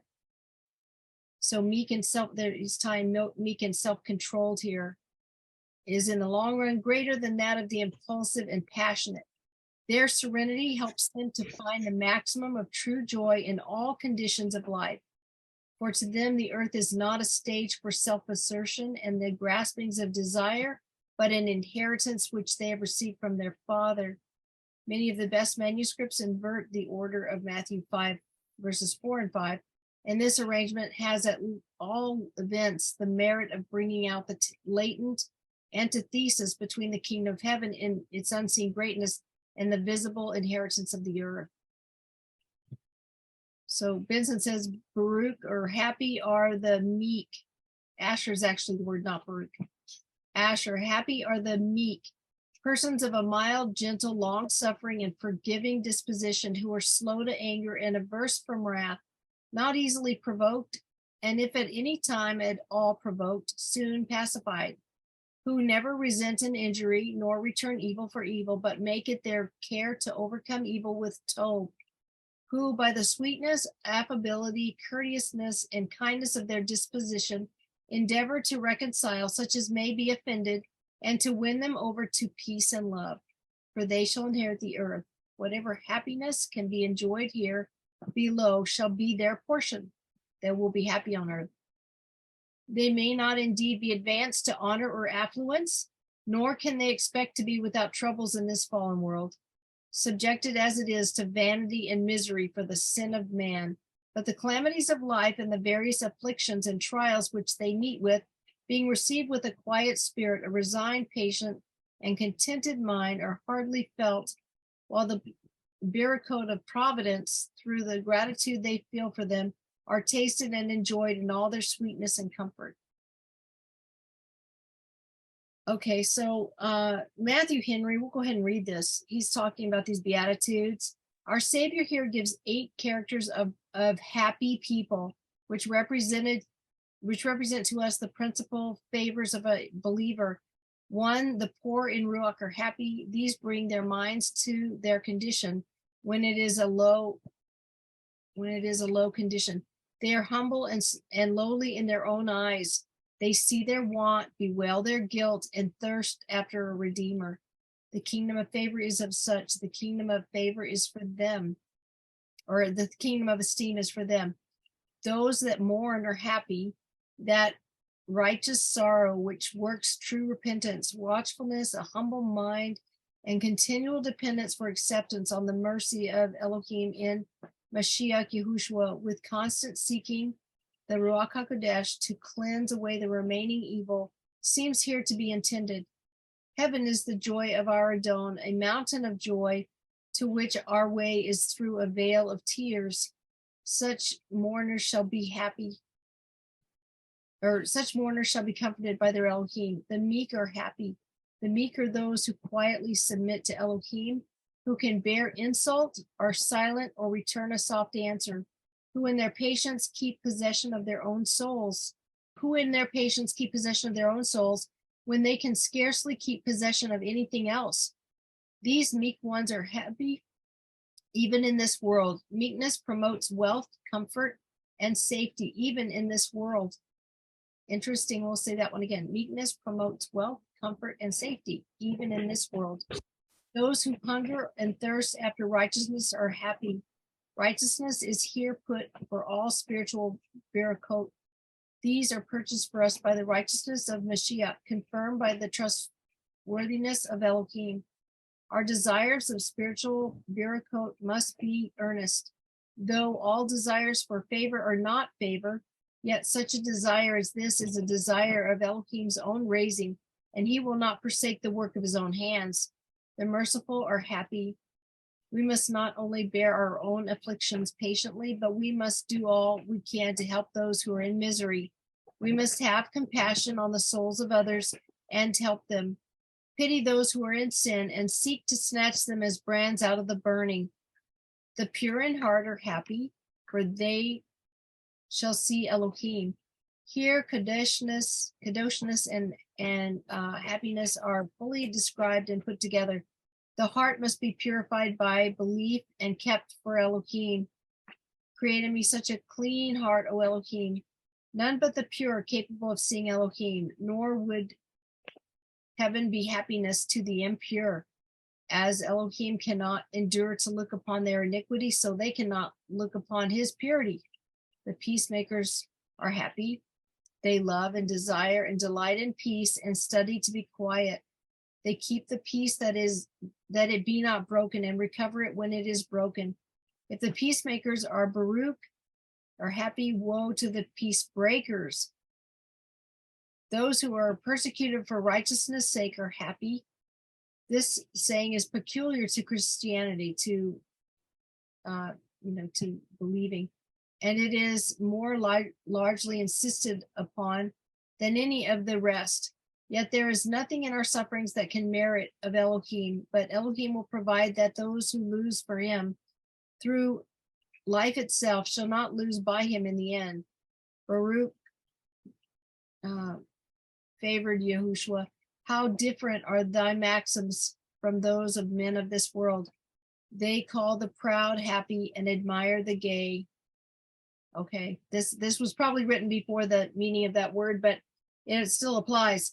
They call the proud happy and admire the gay, the rich, the powerful, and the victorious. May we find mercy from the Adon. May we be owned as his children and inherit his kingdom. With these enjoyments and hopes, we may cheerfully welcome low or painful circumstances. Okay, Barnes says, meekness is patience in the reception of injuries. When you receive injuries, it is neither meanness nor a surrender of our rights nor cowardice, but it is the opposite of sudden anger, of malice, of long harbored vengeance. Mashiach insisted on his right when he said, if I have done evil, bear witness of the evil, but if well, why do you smite me? Paul asserted his right when he said, they have beaten us openly, uncondemned, being Romans, and have cast us into prison, and now do they thrust us out privily? Nay, verily, but let them come themselves and fetch us out. And yet, Mashiach was the very model of meekness. It was one of his characteristics. I am meek, Matthew 11, verse 29. So of Paul. Paul was meek. So was Moshe. So of Paul. No man endured more wrong or endured it more patiently than he. Yet the Savior and the apostle were not passionate. They bore all patiently. They were not like passionate and angry. They bore all patiently. They did not press their rights through thick and thin or trample down the rights of others to secure their own. Meekness is the reception of injuries with the belief that Elohim will vindicate us. Like Bonnie, if you could write that down, I'd love to put that in the description. Since I'm reading it here. Meekness is the reception of injuries with the belief that Elohim will vindicate us. Vengeance is his, he will repay, Romans 12, verse 19. It little becomes us to take his place and to do what he has promised to do. Meekness produces peace. It is proof of true greatness of soul. It comes from a heart too great to be moved by little insults. It looks upon those who offer them with pity. He that is constantly ruffled, that suffers very little or suffers every little insult or injury to throw him off his guard and to raise a storm of passion within, is at the mercy of every mortal that chooses to disturb him. He is like the troubled sea that cannot rest, whose waters cast up mire and dirt. They shall inherit the earth. This might have been translated the land. It is probable that here is a reference to the manner in which the Jews commonly express themselves to denote any great baraka. It was promised to them that they should inherit the land of Canaan. For a long time, the patriarchs looked forward to this. They regarded it as a great baraka. It was so spoken of in the journey in the wilderness, and their hopes were crowned when they took possession of the promised land. In the time of our Savior, they were in the constant habit of using the Tanakh, the Old Testament, where this promise perpetually occurs, and they used it as a proverbial expression to denote any great baraka, perhaps as the sum of all barakot. Our Savior used it in this sense and meant to say not that the meek would own great property or have many lands, but that they would possess special barakot. The Jews also considered the land of Canaan as a type of heaven. Interesting. And of the barakot under the Messiah. To inherit the land became therefore an expression denoting those barakot. When our Savior uses this language here, he means that the meek shall be received into his kingdom and partake of its barakot here, and of the esteems of the heavenly Canaan hereafter. The value of meekness, even in regard to worldly property and success in life, is often exhibited in the scriptures. It is also seen in common life that a meek, patient, mild man is the most prospered. An impatient and quarrelsome man raises up enemies, often loses property in lawsuits, spends his time in disputes and broils rather than in sober, honest industry, and is harassed, vexed, and unsuccessful in all that he does. Righteousness is profitable unto all things, having promise of the life that now is and of that which is to come. All right, that's far enough. What was the sorry, whose commentary was that, please, Sherry? Matthew Henry? I think it was Matthew Henry. No, Barnes. Was it Barnes? Barnes, okay. Tell. Yeah, meekness is patience in the reception of injuries. All right, so we could go back to 5 or 6, and he's given us a kind of a gist over all of those in the Beatitudes. 6 is Baruch are those who hunger and thirst for righteousness, because they shall be filled. There's that scripture, I don't know where it's at. Teza might know. It says, YaHuWaH says, open your mouth wide and I will fill it. So these are those who hunger and thirst for righteousness, because they shall be filled. It sort of sounds like he's going to fill their mouth with righteousness.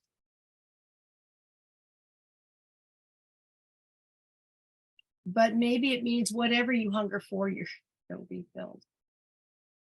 Kind of, I get a picture of a little baby bird with its mouth wide open, waiting for it. Yeah. Okay, Baruch, verse 7, Baruch are the compassionate, because they shall obtain compassion. So they've Psalm got 81:10. Psalm 81:10. Open your mouth wide and I shall fill it.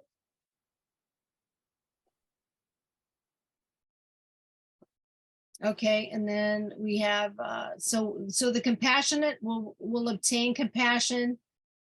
And who doesn't need compassion from the Creator? We all need compassion from the Creator. We need that advocate. I've heard it said before that we tend to see ourselves as not having any problems, and that it's the other guy, and get him good. I think Eric Bissell's actually talked about this. Make sure you get him, strike him with a lightning bolt, but I'm so innocent. And then that's not giving the compassion that YaHuWaH is telling us. If we want to obtain compassion, which is, it's in that instance, the person is seeing themselves as they need the compassion, but the other person needs the judgment. So in order to obtain the compassion, we need to be compassionate. That's what it's saying. We don't call down the lightning bolt. Whenever YaHuWaH did any healing, if you read the scripture, everywhere it always says first he had compassion on them. Yeah. Took compassion on them and healed them. So it is I'm not going to say copying him, but it is portraying him when you have compassion on people. Yeah, there's the shortest verse in the scriptures. Yeshua wept. And it was in the context of compassion. So If we don't see ourselves as being very compassionate, we need to work on that. Because we sure want to be that person that receives the compassion. So we need to work on sharing the compassion from our heart, cultivating that compassion. That includes forgiveness. Yes, it does. Without forgiveness, we have nothing. We have no compassion, no heart. It does include that. It also, I think it also includes tough love though, too. Like we can't just be enablers. So there's got to be a line between being compassionate and being an enabler. Being one, yes, absolutely. But if we don't forgive, it's hard to have compassion or anything else, and we won't be forgiven ourselves. And forgiveness is a choice, just like love is. Yeah. Love is a choice, and forgiveness is a choice. But I think also that if we're someone that is inclined to be an enabler, that this message of being compassionate might be like, well, maybe you've got a little bit too much compassion or you've turned a blind eye. Like, we're still on a goal for righteousness and mercy. Yes. But enabling, that's a whole other level. We don't want to enable somebody's sin, for instance, or their things that they're doing that is self-destructive, right? That's right. We have to have boundaries. We absolutely have to have boundaries. Yeah.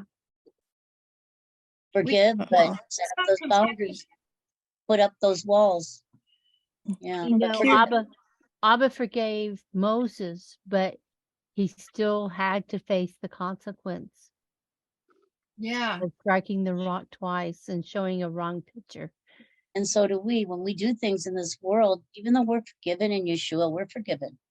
We still have the consequences, though, because we're still in this world, in this fallen world. And the Torah is true. If you do certain things, you're going to suffer a curse for it. So we are forgiven absolutely, completely. But we're, to this day, facing consequences. All of us are for things we've done in our past. But we're forgiven. Well, absolutely. I'm having a look in the Jutillit at the Hebrew here. And there's only 5 words in verse 7. And it looks like the word for compassion. It says in the English translation, happy are the merciful, they will obtain mercy, and whatever. But it looks, it's Resh Het Mem Noon, I think, Yod Mem. And then Yod Resh Wa Het Mem. So it seems like it's a Ruach word. Compassion is a Ruach word. What have you got? You've got Resh Het Mem Noon. Yeah. Can I share screen? I might be able to do it on the phone here. Yeah, show you the book. Yeah, it sounds like it's rocket. Let me see. Oh, screen. Oh, let me see if I can do it. Can I do it? Welcoming.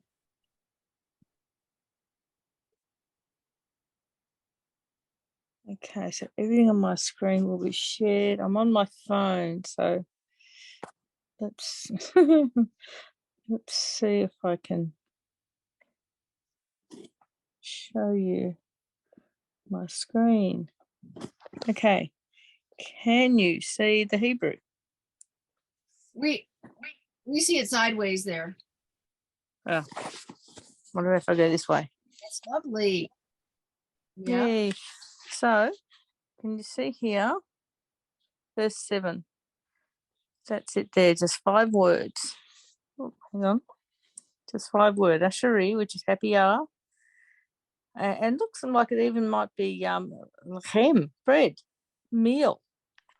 But there's definitely a ruach flavour to this compassion word. Can you see? Well, that's rakam, which would be mercy. We're used to seeing it rakamim, but that's got a noon yod mem. Noon yod mem, yeah. Okay, because I was thinking it's compassion, chesed, but that's kindness generally, the translation, isn't it? So I was just wanting to have a look at it. So there you go. So there it is there in the Hebrew from the Jutilate. From the Jutilate. I just was interested to see some Hebrew here rather than Greek. Can you share the front of that book too? Yeah, I thought I just did. I need to probably speak as I'm doing it. There you go. That's the New Testament, Basarot Matthew, Basarot Matthew, the Jutilate. So it's the old Hebrew manuscript saved in the Hebrew, and on the I've got the there's the English translation there as well. It's a little bit different, but it's nice to be able to see the Hebrew. So in the Kleins, we have a post-biblical Hebrew word, merciful, compassionate, with that spelling, without the yod mem. So it would be an overwhelming essence of that. Yeah, so we're looking here. We're looking here at verse 7, just verse 7. Yeah. So just as an addition here, Resh Ket Mem Nun Olive is the merciful. In other words, Elohim. It's a title for YaHuWaH, the merciful. Wow. So that's kind of important. It's like follow the example because YaHuWaH is merciful. In other words, don't be calling down lightning bolts to hit your enemies because YaHuWaH is merciful. And we want to seek to be like him.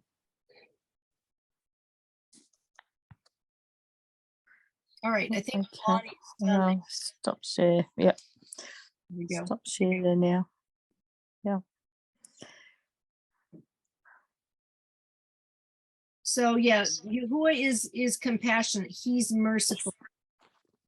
And he's looking to grant compassion to those who are compassionate is kind of how I'm seeing all that. And then verse 8, Baruch are the clean in heart because they shall see Elohim. I sure want to go see what the commentary says about that. The clean in heart. Can't wait to see Elohim. By the way, and maybe Leah, I don't know, Leah, if you could find this. There was a video, I believe, and I would like to share it. Maybe somebody on TikTok, and they were talking about the next verse, verse 9, about blessed are the peacemakers. Do you remember that little video, Leah? Would you be able to find it? Oh, I know who you mean. Yeah. I don't know if it's something, I mean, it just came up in my thoughts this morning. Yeah, I'm just trying to remember. Okay, I'll look for it. I think it's in my Facebook. Thank you, sister. That's huge. See, I know who to go to find it. Leah's at least one of those who could find it. Tessa probably too. Maybe Bonnie, if she had.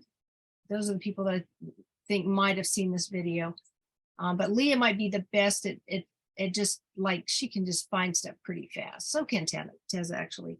All right, verse 8 here, pure in heart. What does that mean? Here, as with the pure in Ruach, the noun determines the region in which the purity is to be found, the heart, as representing the desires and affections, as the Ruach represents the will and higher personality. The purity so described is not that which was the ideal of the Pharisee, outward and ceremonial, nor again was it limited as the common language of the believers too often limits it, to the absence of one special form of sensual sin, but it excluded every element of baseness. It excludes every element of baseness, the impurity of hate or greed of gain, no less than that of lust. Not without cause, however, has the evil of the latter sin so overshadowed the others that it has almost monopolized the name. All right, so we've got the impurity of hate or greed of gain, no less than that of lust. Okay, so I think it's saying lust. Not without cause, however, that has the evil of the latter sin, lust, so overshadowed the others that it has almost monopolized the name. No single form of evil spreads its taint more deeply than that which lets in contagion to the inward parts. Okay, that's pretty deep. It lets in contagion to the inward parts. I believe in some of the scriptures it says that he who has sexual sins or has the sin of lust sins against himself. I think that's what he's kind of describing there in different words. Yeah. I mean, that's a way with words, boy. It really paints a picture for you, doesn't it? Mm-hmm.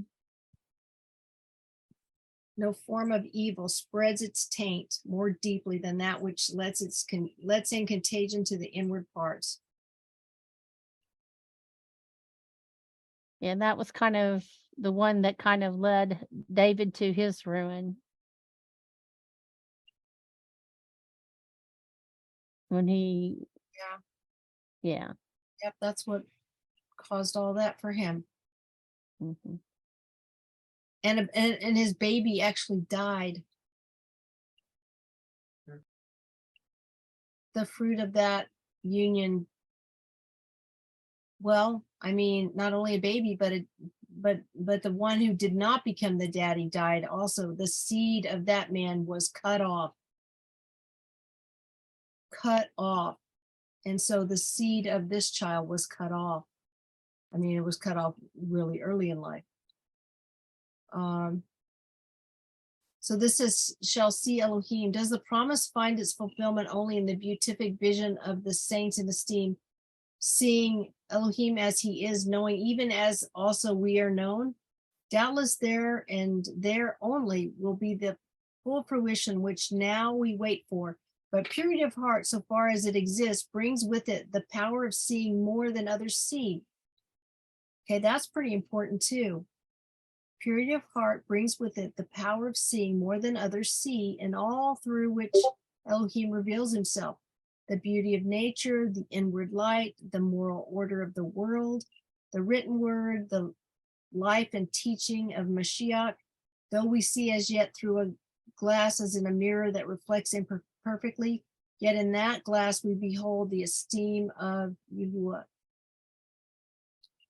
So Benson says, the pure in heart, those whose hearts are purified by belief, who are not only sprinkled from an evil conscience by the blood of Yahushua, but cleansed by the Ruach of Elohim from vain thoughts, unprofitable reasonings, earthly and sensual desires, and corrupt passions, who are purified from pride, self-will, discontent, impatience, anger, malice, envy, covetousness, ambition, whose hearts are circumcised to love the Adon, their Elohim, with all their hearts, love YaHuWaH, their Elohim, with all their hearts, and their neighbors as themselves, and who therefore are not only upright before him, but possess and maintain purity of intention and of affection in all their designs, works, and enjoyments, serving him continually with a single eye and an undivided heart.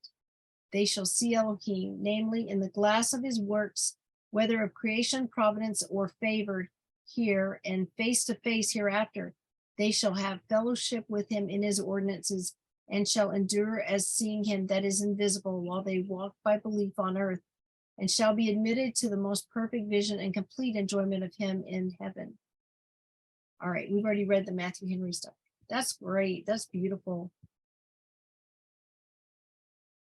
Yeah, let's go back to Matthew 5, please, Sherry. And so the next verse, Baruch are the peacemakers, because they shall be called sons of Elohim. I don't know if Leah's had time to find that little video, but it's pretty amazing. I think it's on TikTok. If we find it, we'll put it up in the chat. Does anybody remember enough about that video to be able to communicate it effectively? It was the word peacemaker. It wasn't quite peacemaker. Well, peace itself in Hebrew, I can tell you this, is a loaded word. because it has within the definition the idea of recompense. May you be rewarded for your efforts, for your actions. Were you able to find it, Leah? No, not yet, Okay. no, All sorry. right. But basically what she was saying was that, you know, most people get the impression that being a peacemaker means keeping the peace at all times. And I remember kind of early on, YaHuWaH expressing to me that it doesn't mean, like, being a believer doesn't mean that we have to be a doormat. So what she was saying in this video was not only that, you know, it doesn't mean that we have to just, you know, roll over and take everything. It means that being a peacemaker means sharing the truth and building a wall.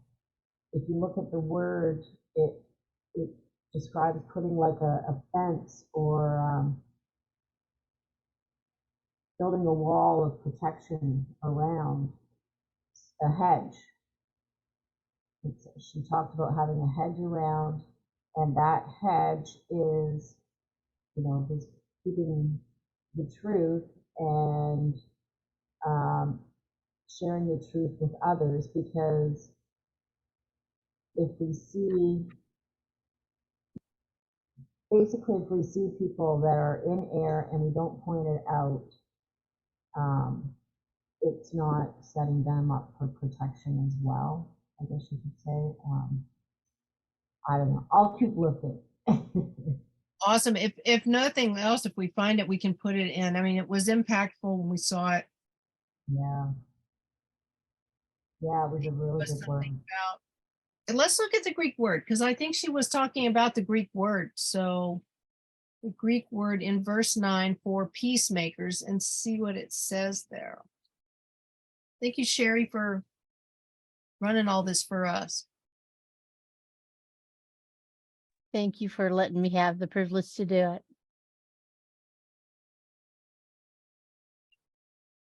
It's a job, so I'm sure it comes with a great reward.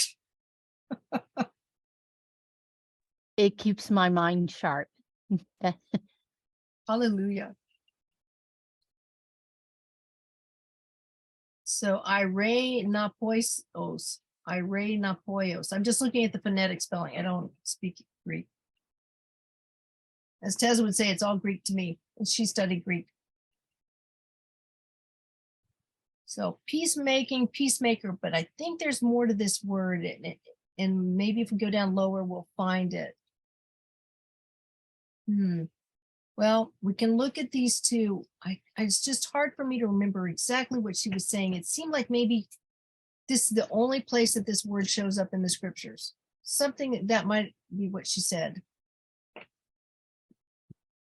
And so how do they come up with the definition if it only shows up once? There must be something to it of how is the definition determined if it only shows up once? Does that ring a bell, Leah? That this word is only in there one time? Yeah. And she that's what she did. She did a word study on it and found out what it meant. It's by Tessa Rosa, isn't it? What again, Tessa? Tessa Rosa. Tessa Rose. It could be. So it was on Facebook, right? What, Leah? It was on Facebook, Tessa? I think that's where I saw it, yes. Yes, that's where it was that I've seen it. Okay, now I know where to look and what to look for. Okay, thanks, sister. Thank you.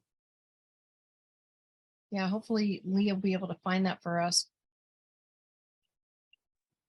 I'm just having a look in the detail again, and we've got MaShaL. Well, that's a great. I put it in the chat so you can have a look at it. Yeah.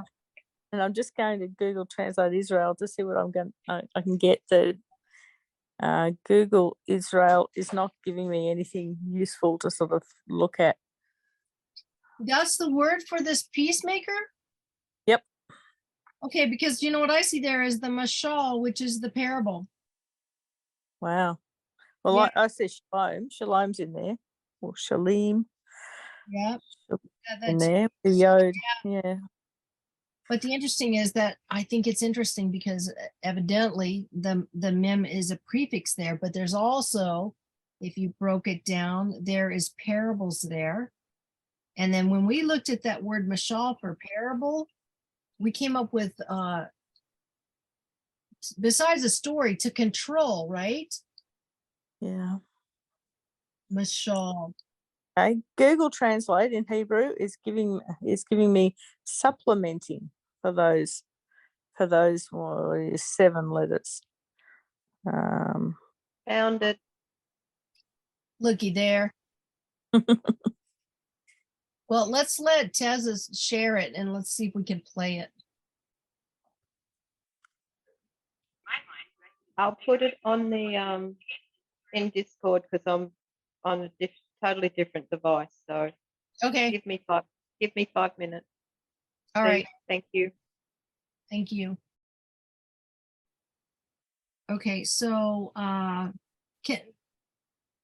Sherry, can we look up MaShaL, which is the word for parable?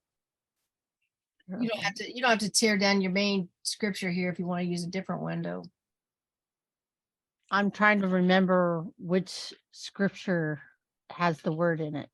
I think you could just put in the word parable, search parable in Bible Hub, and it'll come up for us. Excuse me, Darla. I've put it in water cooler. All The right. link. Okay. Thank you so much.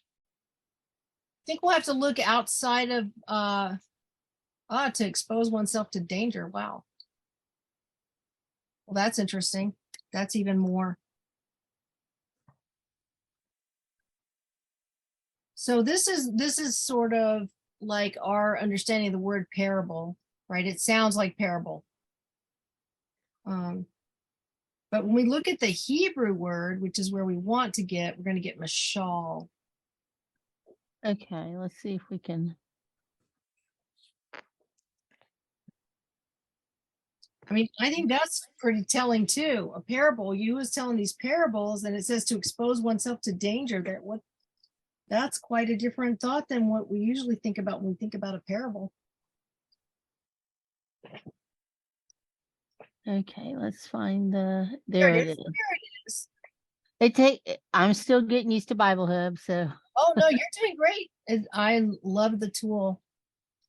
So this is a proverb and a parable in Hebrew, MaShaL, which is part of what Bonnie just showed us. She showed us a root word in Hebrew that looks like shalom. It's shalem, and it has a suffix on the end, another yod mem, and then it has a prefix on the beginning, a mem. However, if we use the mem as part of a word, we get this MaShaL word here, which is right on your left side there in blue there. It says from MaShaL, in some original sense of superiority in mental action. Properly a pithy maxim, usually of metaphorical nature, hence a simile as an adage, poem, discourse, byword like parable or proverb. And so when we click on MaShaL there, what do we get? Same letters. And a little lower, we'll see the primitive root. If you're enjoying this video, click like, subscribe, click the bell, and please share this video. Shalom. Let's get back to the video. To have dominion, to rule. There's that superiority idea. To have dominion, to rule. I think that's such an interesting definition for what a parable is. But remembering we're looking at this because in the Dutilla, that's what we have for the word or the translation of peacemaker. Yeah. So does it? Opposite. You know, you've got dominion and governor, rule, reign, bear, have ruling, have power. Does that equate to peacemaker? How did they get peacemaker? That's not what we think of, right? But it's like shalem, but then on the other hand of the word shalem, you've got MaShaL. MaShalim, which is like parables, That's actually the word parables without the second paragraph. Mm. But There's these something that makes sense about this, in a different sense than what you guys are thinking about. There's this one YouTube channel that's called Now I Am Known, but this man talks about being a foster parent. He fosters quite a few children, and he talks about he takes care of the children while the parents learn how to take care of their household, to have the dominion so the kids aren't running over, or having the power to maintain the peace of the household and create a safe environment for the children to return. And that he feels like in this way he's being a peacemaker between the parents and the kids.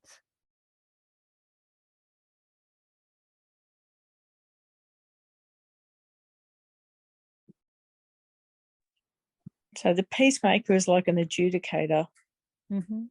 or a counselor even. But does that fit with what we're seeing here in Hebrew? Yeah. Or has it been translated poorly, like so many other things? Do you want to see it in the Merriam-Webster 1828? Sure. There you go. That's exactly what you were just saying. Mm-hmm. That's where he got it. one who makes peace by reconciling. I'm sorry, I just walked back in. I had to take a step out. That's okay. I wasn't sure what was going on. Oh, sorry. I left a message, but maybe I didn't. I thought I did. Anyway, No worries. one who makes peace by reconciling parties that are at variance. So And it's even got it's even got this scripture there. Yeah. It's the only time. So they're not just going over as a doormat, but they're about reconciling between parties at variance. That'd be like the hostage negotiator. Just right. thinking, oh dear. Yeah, I mean, we could just explain an idea a little bit about what a peacemaker is. Yeah. All those movies about, people, terrorists and their demands. And Well, I mean, that's just deep to think about. It's deep to think about being a peacemaker and reconciling between parties who are at variance. Mm-hmm. And this whole idea of to have dominion, to reign, to have ruling, have power. And here it says governor. How about that?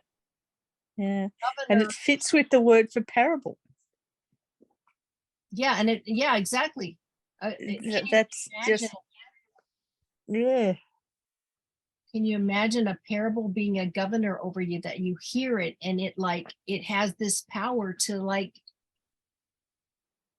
reconcile you with the party you're at variance with, which is YaHuWaH. I mean, I think that's profound. And it doesn't say that you take one side or the other either. But you teach them how to do those things. Or maybe that's part of what the video is. Unfortunately, I have to deal with my memory of these things, and that part hasn't completely gotten assimilated, so that I don't have to worry about I don't have to rely on my memory. I've got some memory supplements coming, y'all. I put it in the chat, Darla.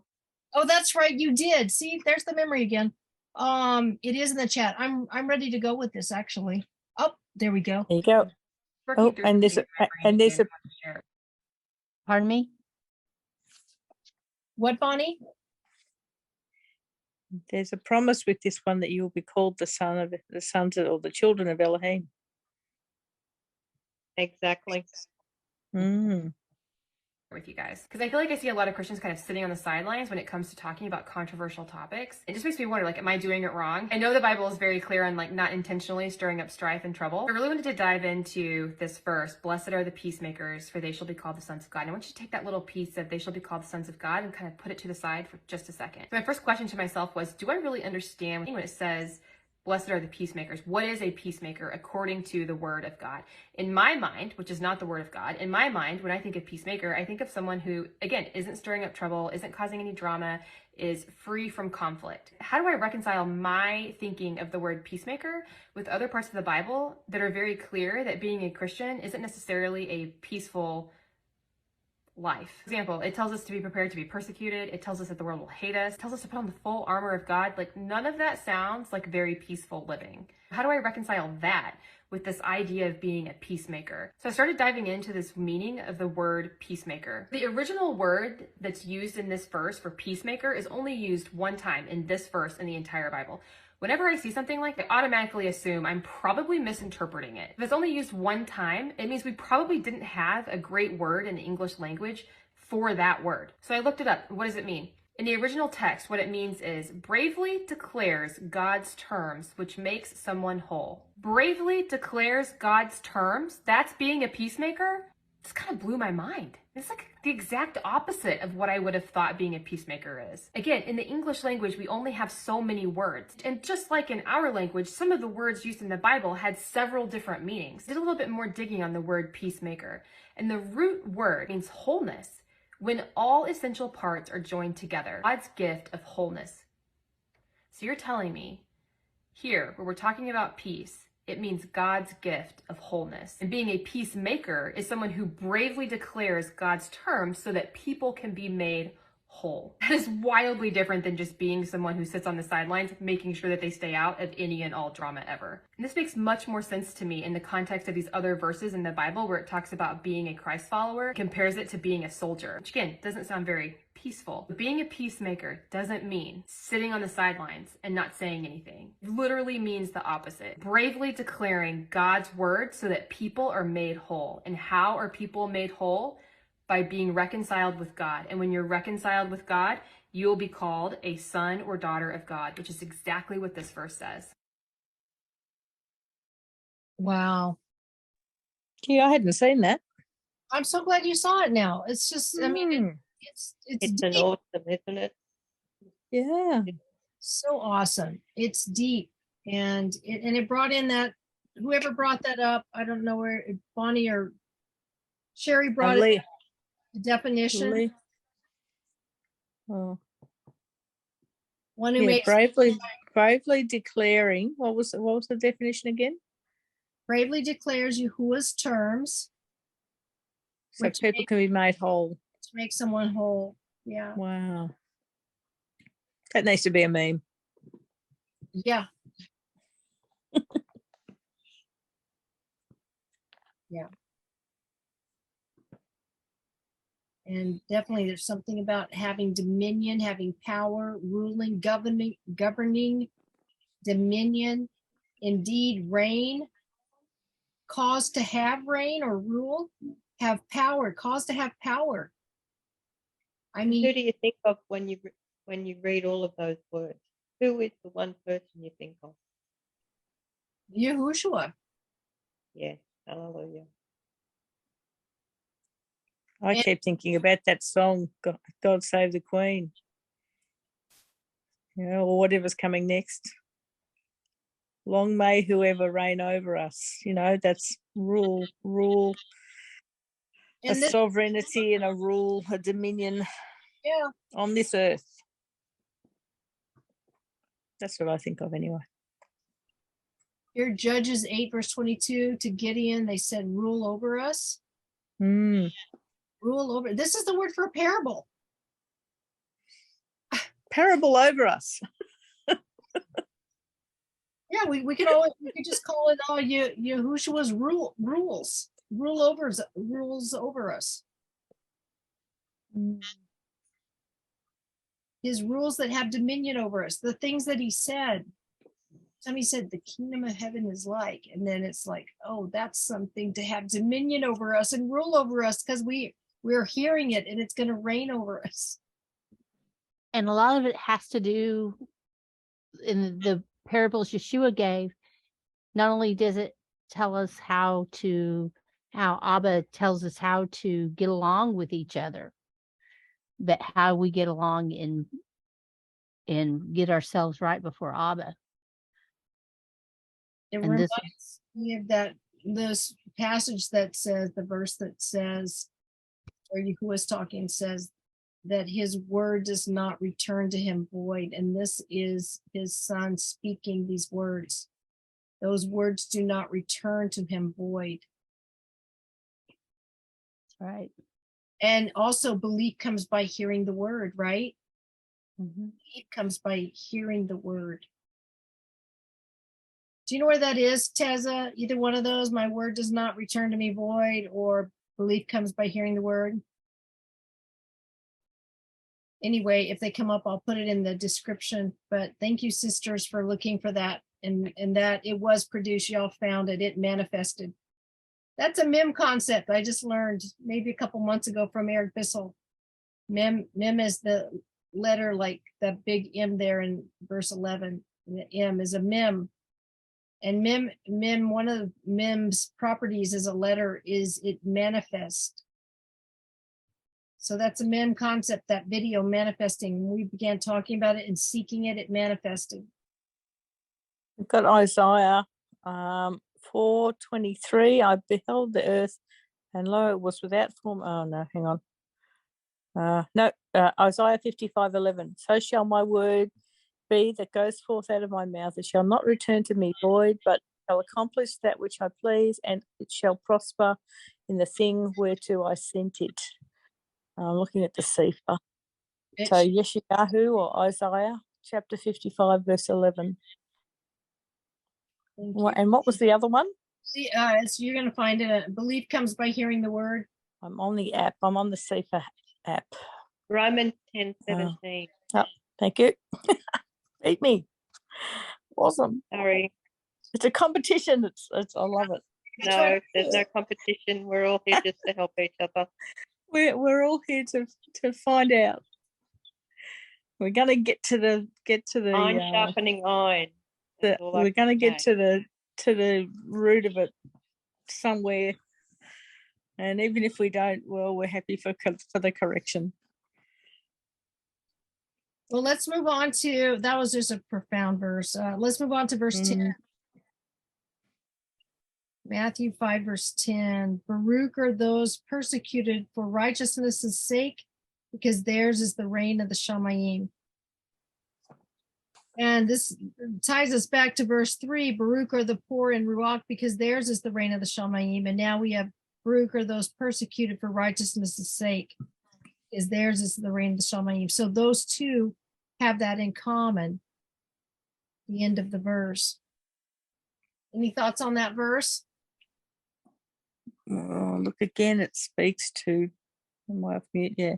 Again, it speaks to, don't be waiting for rewards in this life, in this high, because we're to expect persecution. Yeah. And was it Shaul, Paul, that said, consider it a joy if you are persecuted?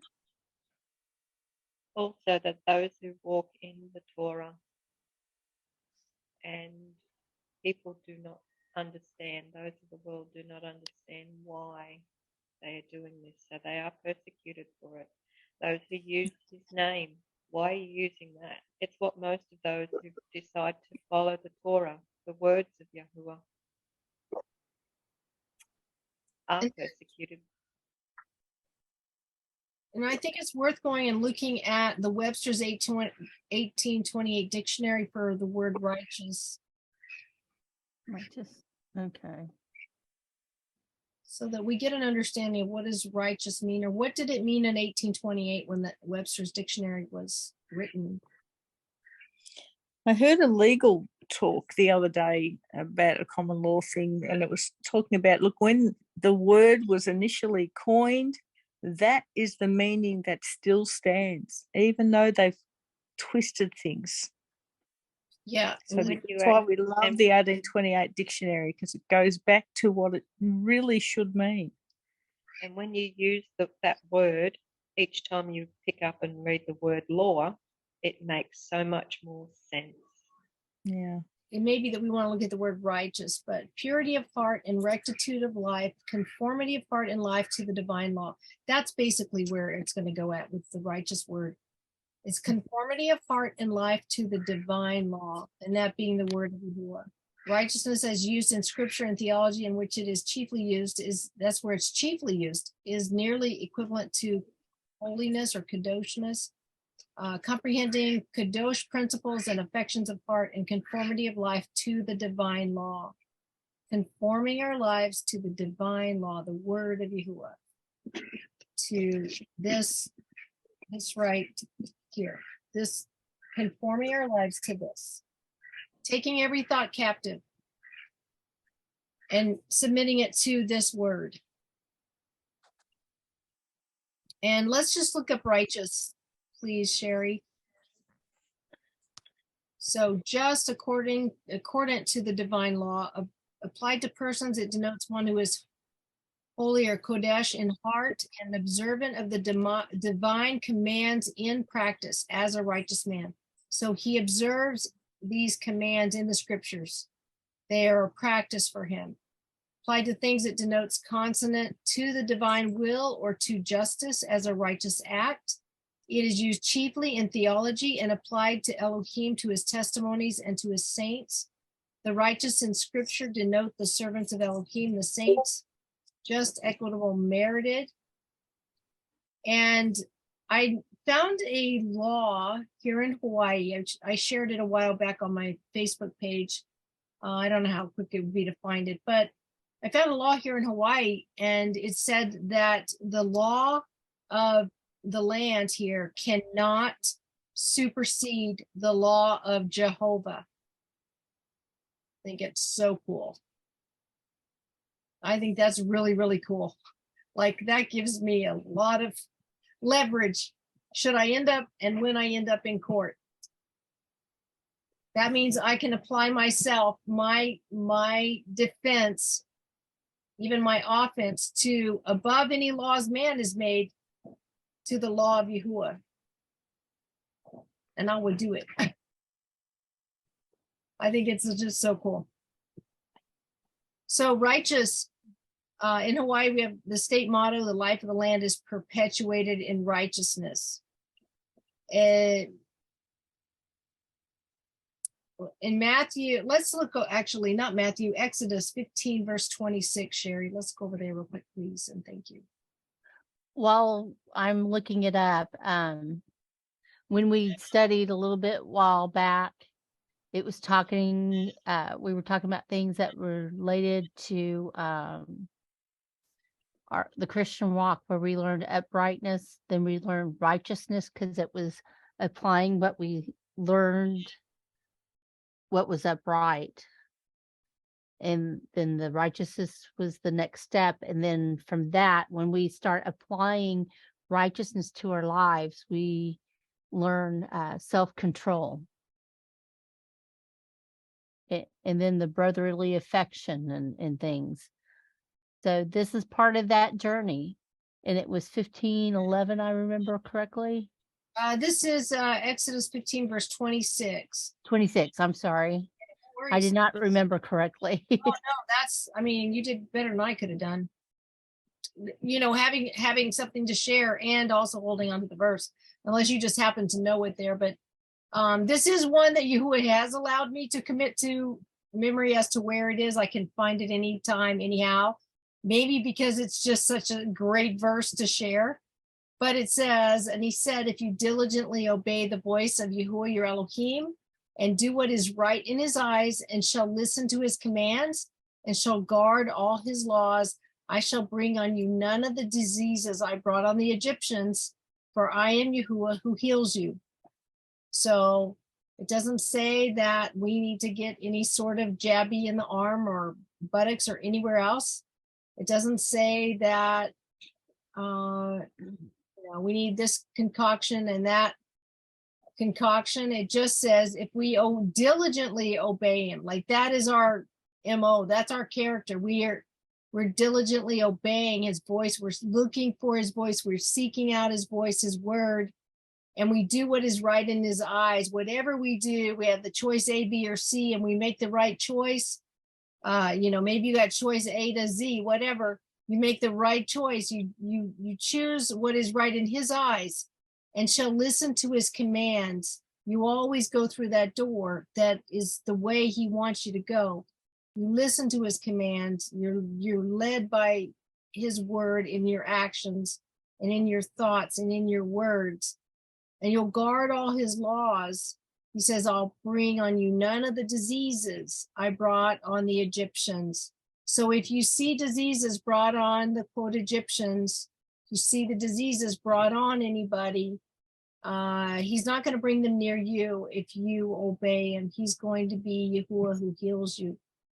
But it is a condition. There's a condition here. Obedience. Obedience and trust. We've got Psalm 91 as well, which is a backup for this. Yeah, I think Tessa knows another backup too. Psalm 91, we can go over there. Because we're listening to his son's words right now. And he says he didn't give us any words that his father didn't give him. They are not, it's not like the father retired and the son took over. It's not like that. He didn't get old and aged and decrepit and now he's been replaced. Well, verse 4, I don't know what verse you were going to, but I see quite a bit there already. Were you going to a specific verse? Yeah, I see it there. Let's just start from the beginning there. He who dwells in the secret place of the Most High. Just all of it, but it's just You want to read about it? Look at verse 6 and verse 7. But all of it is just beautiful. Psalm 91 is just one to. Sorry? Why don't you read it? Sure. Just give me one moment. While she's getting there, you can take it in and think about it, meditate on it. This is a great psalm to meditate on, like really take this word in and ask YaHuWaH to plant his word deeply in your heart and to produce the kind of multiplication, the seed that the fruit that he's expecting. Like the parable. That psalm to say daily. Yeah. Say daily. Yeah. Okay, here we go. He who dwells in the secret place of the Most High, who abides under the shadow of the Almighty. He is saying of YaHuWaH, my refuge and my stronghold, my Elohim in whom I trust. For he delivers you from the snare of a trapper, from the destructive pestilence. He covers you with his feathers, and under his wings you shall take refuge. His truth is a shield and armor. You are not afraid of the dread by night, of the arrow that flies by day, of the pestilence that walks in darkness, of destruction that ravages at midday. 1,000 fall at your side, and 10,000 at your right hand, but it does not come near you. Only with your eyes you look on and see the reward of the wrong ones. Because you have made YaHuWaH, my refuge, the Most High, your dwelling place. No evil befalls you, and a plague does not come near your tent. For he commands his messengers concerning you to guard you in all your ways. They bear you up in their hands, lest you dash your foot against a stone. You tread upon lion and cobra, young lion and serpent you trample underfoot. Because he cleaves to me in love, therefore I deliver him. I set him on high, because he has known my name. When he calls on me, I answer him. I am with him in distress. I deliver him and esteem him. With long life I satisfy him and show him my deliverance. It's just such a beautiful psalm, and one to sort of look at and speak out whenever you feel like you need to. Or as Tessa said, even every day, like, by the way, yeah. Need it. Be like built up in it. It's awesome. Psalm 91, Psalm 27, Psalm 37. Psalm 31. All of them. All of them. That's my Psalm, Psalm 31. Do we want to And do that Psalm one? 18. Yeah. There's lots. Which one do you want me to go to? You guys hear me? Yeah, we 31. Yes. think I'm hearing Psalm 31. Okay. That's what Leah, I heard her say. That for me in the beginning, I was like 40 years old when I picked up the scriptures, and I didn't have a clue about anything, and all of it looked like gobbledygook to me, but I just read this psalm over and over and over again, and it's what got me through, because I went through a lot, excuse me, of just content and anger from people that, family, friends, whatever, just, how dare I? How dare I read the Bible? How dare I? So I went through a lot of that, and this is what got me through Psalm 31. So it says, in you, O YaHuWaH, I have taken refuge. Let me never be ashamed. Deliver me in your righteousness. Incline your ear to me. Deliver me speedily. Be a rock of refuge to me, a house of defense to save me. For you are my rock and my stronghold. For your name's sake, lead me and guide me. Bring me out of the net which they have hidden for me, for you are my stronghold. Into your hand I commit my ruach. You have redeemed me, O YaHuWaH, El of truth. I have hated those who observe lying vanities, but I trust in YaHuWaH. I exult and rejoice in your kindness, for you have seen my affliction. You have known the distresses of my life. The distresses of my life. YaHuWaH has known them. And you have not shut me up into the hand of the enemy, for you have set my feet in a large place. Show me favor, O YaHuWaH, for I am in distress. My eye, my being, and my body have become old with grief. For my life is consumed in sorrow, and my years in sighing. My strength fails because of my crookedness, and my bones have become old. I am a reproach among all my adversaries, but most of all among my neighbors, and a dread to my friends. Those who see me outside flee from me. I have been forgotten like someone dead from the heart. I have been like a missing vessel. For I hear the evil report of many. Fear is from all around. When they take counsel together against me, they plot to take away my life. But I have put my trust in you, O YaHuWaH, and I have said, you are my Elohim. My times are in your hand. Deliver me from the hand of my enemies and from those who pursue me. Make your face shine upon your servant. Save me in your kindness. Do not let me be ashamed, O YaHuWaH, for I have called upon you. Let the wrong be ashamed. Let them be silenced in the grave. Let lips of falsehood be stilled, which speak recklessly against the righteous with pride and scorn.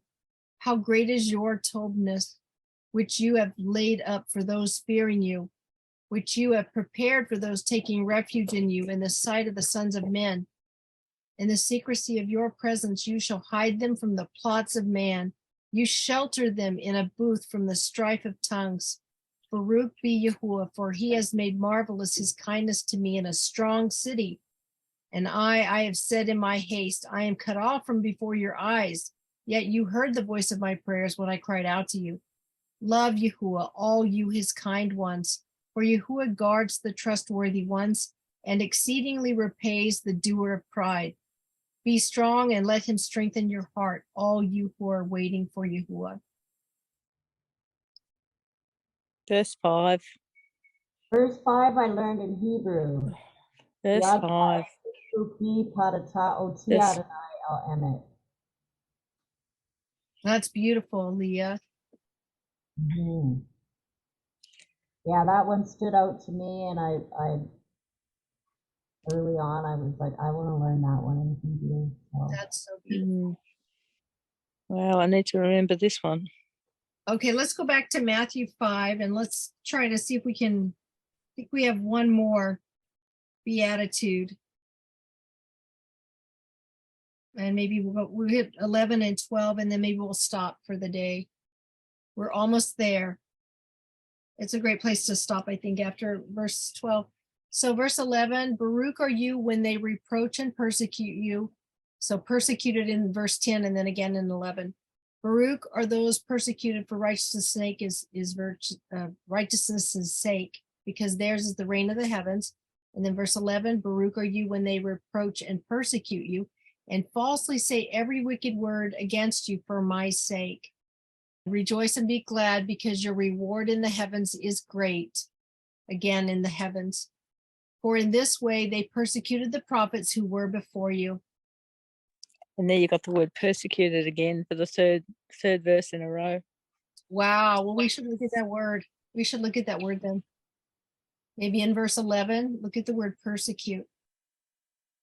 Do you want me to go back and get the Hebrew Matthew? If you want to. Dioko, to put to flight, pursue, by implication to persecute. Kind of not a thought we think of, I think, when we think about persecuting, to put to flight and pursue. Ensue, follow after, persecute, suffer persecution, a prolonged and causative form of a primary verb, dio, to flee, to pursue literally or figuratively, by implication to persecute, ensue, follow after, given to suffer persecution, press forward. Kind of makes me think of the persecution in the book of Revelation. It's not obvious from the Jutilate which word it is, so I'm going to go to Google Translate and throw it in there. Persecute. Lamadresh Dalit Wape.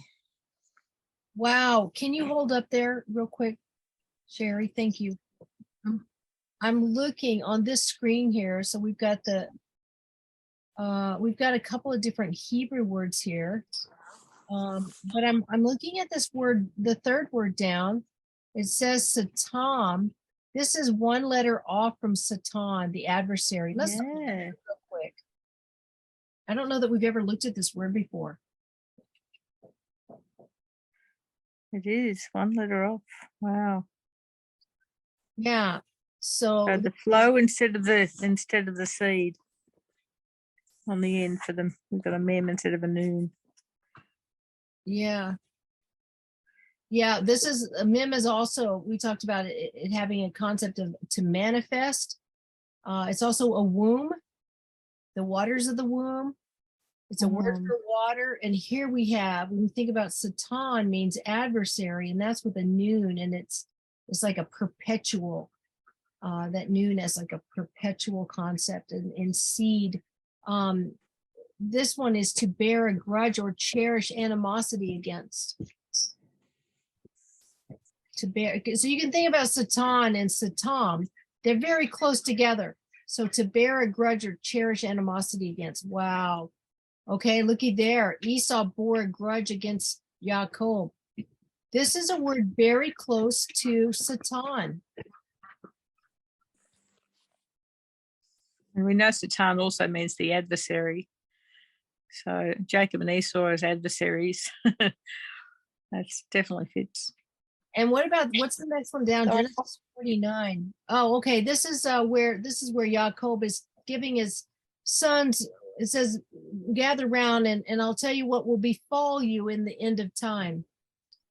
And so this is one of the sons, shot at him and harassed him. Bitterly shot and harassed. I'm going to see which brother that is, which of the 12 tribes, but I can't tell just with that little bit, but I can go to it really quick. 49:23. This is really a lot of how we get kind of immersed into the Hebrew, or we dabble in it. We get associations. One word associates to the next word. So this is Joseph, y'all. Oh. Yeah, this was huge. I didn't know that. So in verse 22, this is when That's all of us. That's the lost 10. Yeah. Joseph is an offshoot of a fruit-bearing tree by a fountain His branches run over a wall. In verse 23, and the archers have bitterly grieved, shot at him and hated him. So that grieved word. Are we looking up the word persecuted? Yep, this Yes. is one of the words for persecuted. Oh, okay. Yep, The I Tom. thought we and hated him. Oh, But so it's not, Radaf. There's Radaf too. yeah, there's another one too as well. But I saw this one, so it's not the word grieved, it's hated. Hated him. 10. I'm trying to Radaf find is to pursue, chase, or persecute. Radat, is it? Yeah, Radaf Radaf. is Radaf. Yeah, there's a little bit difference between grieved and hated there. Yeah. Yeah, I misspoke. It's definitely hated. I think there's another word, tamah. So, and it may be with a tet mem aleph, maybe that means to hate. And so that might be what happens if we click on that. This one, The 7852 to the left. 7852. Let's see how this. Okay, it is Satam. Satam. But I think tamah is also to hate. So to bear a grudge or cherish animosity against.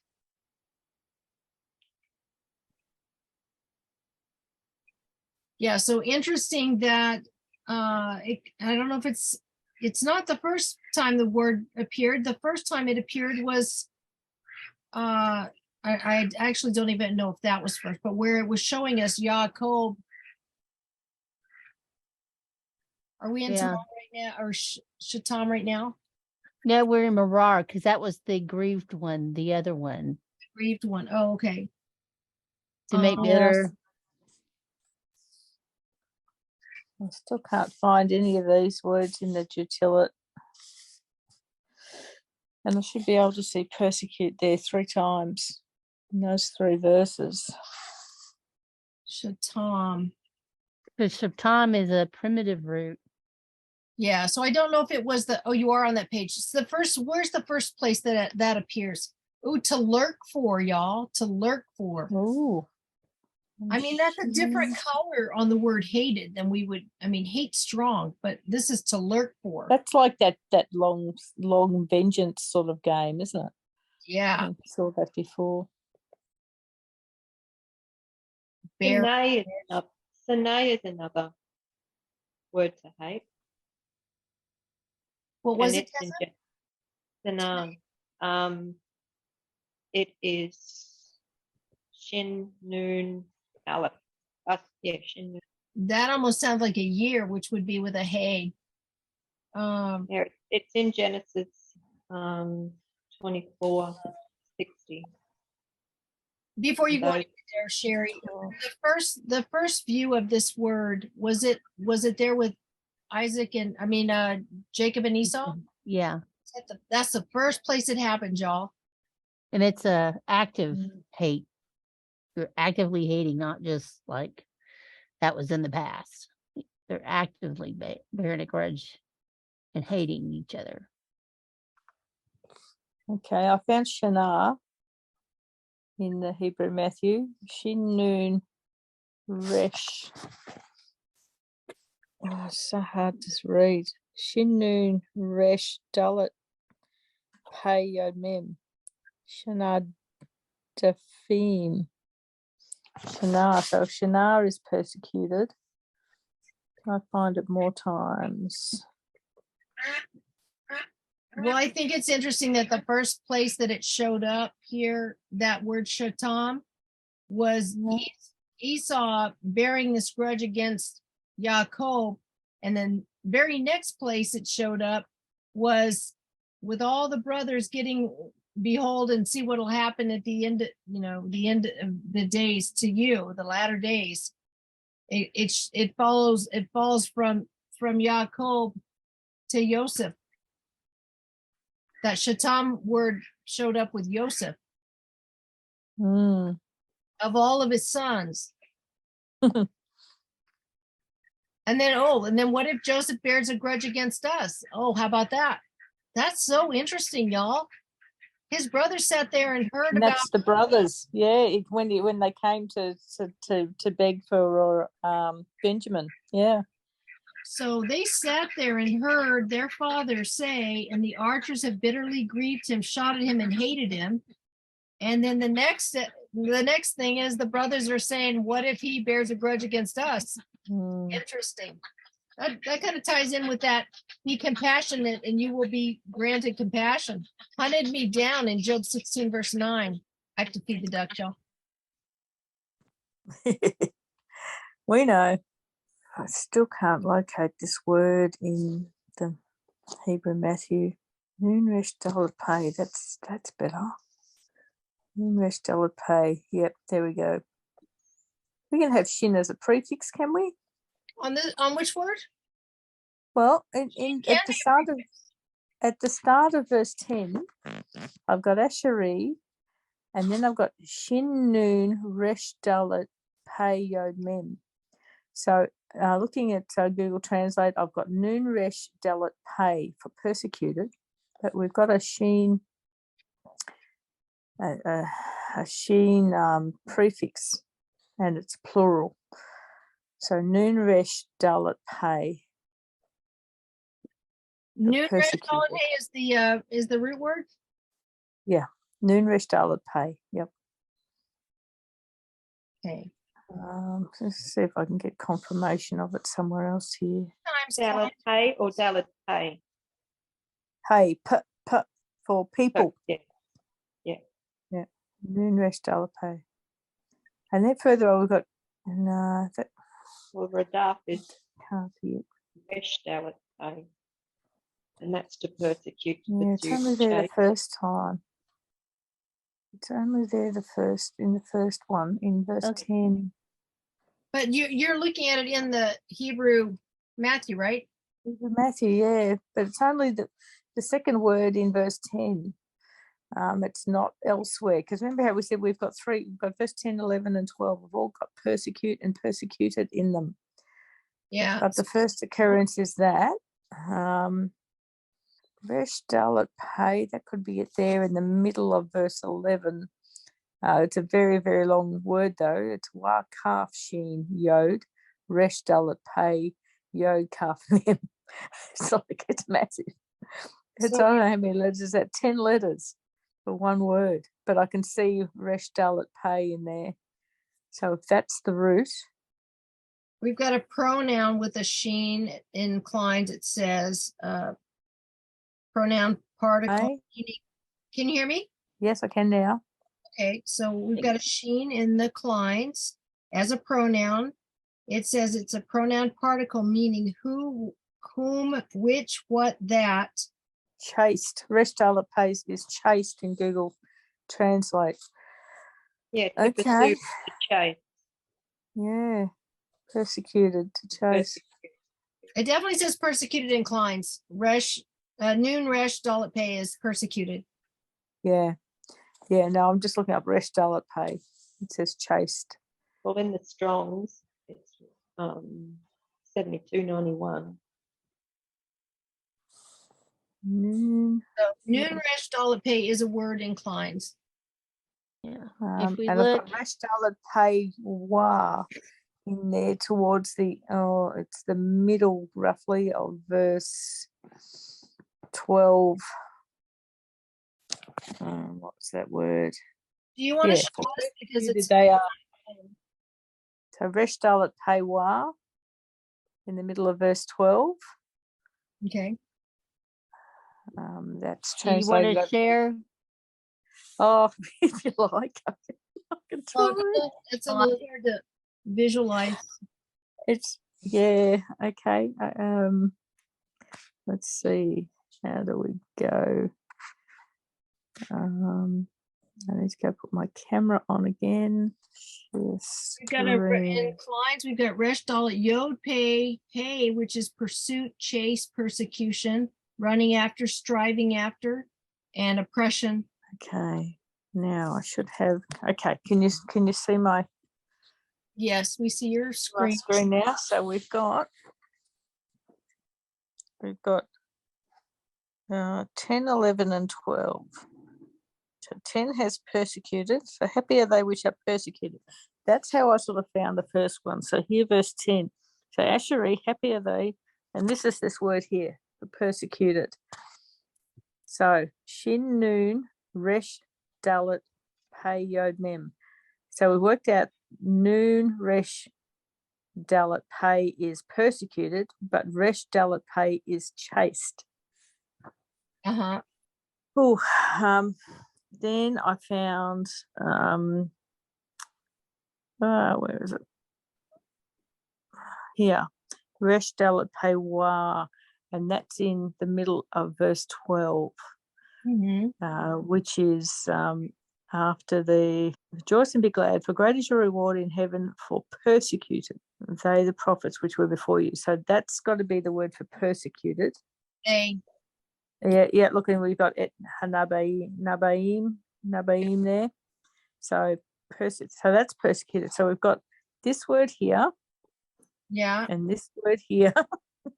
And I'm seeing a root of Resh Dalet Pei in both. Right, and it's got to be there in verse 11 as well, somewhere.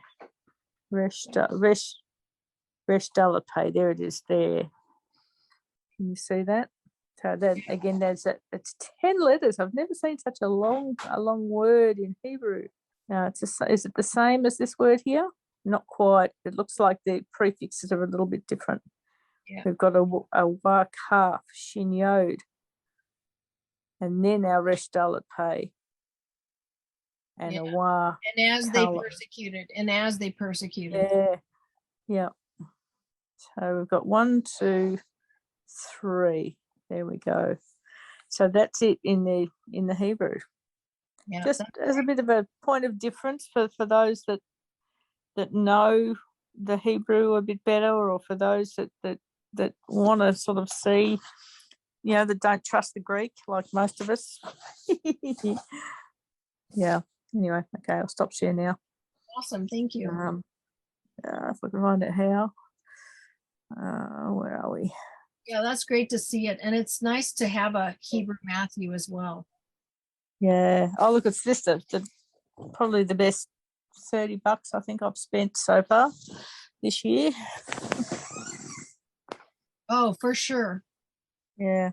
Awesome. So is my screen share finished now? Because I'm Yep, you're not finished. certain of the buttons on the phone. Yeah, cool. That's great. Is there anything else anybody wants to look at in these Beatitudes before we close for today? And we'll just pick up from here next week. All right. I'm all closed. Okay, well, thank y'all for joining us. I think we had a great study. There was a lot of meat here, a lot of water to wash ourselves with his word, and just asking YaHuWaH to take his word and plant it deeply in our hearts, that we want to be people that please him and that are seeking his reign, his kingdom. And we ask YaHuWaH to be with you through the next month coming up. We're going into new moon tomorrow, and may YaHuWaH barak you. Thank you all for being here with us. We love you. Thank you, sisters, for being here and just contributing and helping. And may YaHuWaH barak you. In Yahushua's name, we just ask him to be with y'all. Shalom.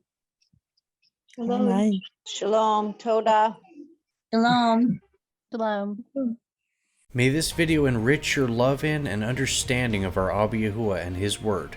Much has been hidden. Together let's seek the restoration of all truth. A Light Unto the Gentiles channel invites you to join the Hebrew Restoration and Code Searching team. Please email us at alightuntothe@gmail.com to let us know of your interest. Looking for fellowship? We invite you to join our Facebook group, Code Searching Hebrews. Love, truth, and revelation are vital in these last days. The Hebrew Restoration and Code Searching Ministries, through A Light Unto the Gentiles, serves YaHuWaH and the sheep from our Father's pasture. Please prayerfully consider a monthly donation to Restoration Farms Incorporated. Links are provided for you below in the description.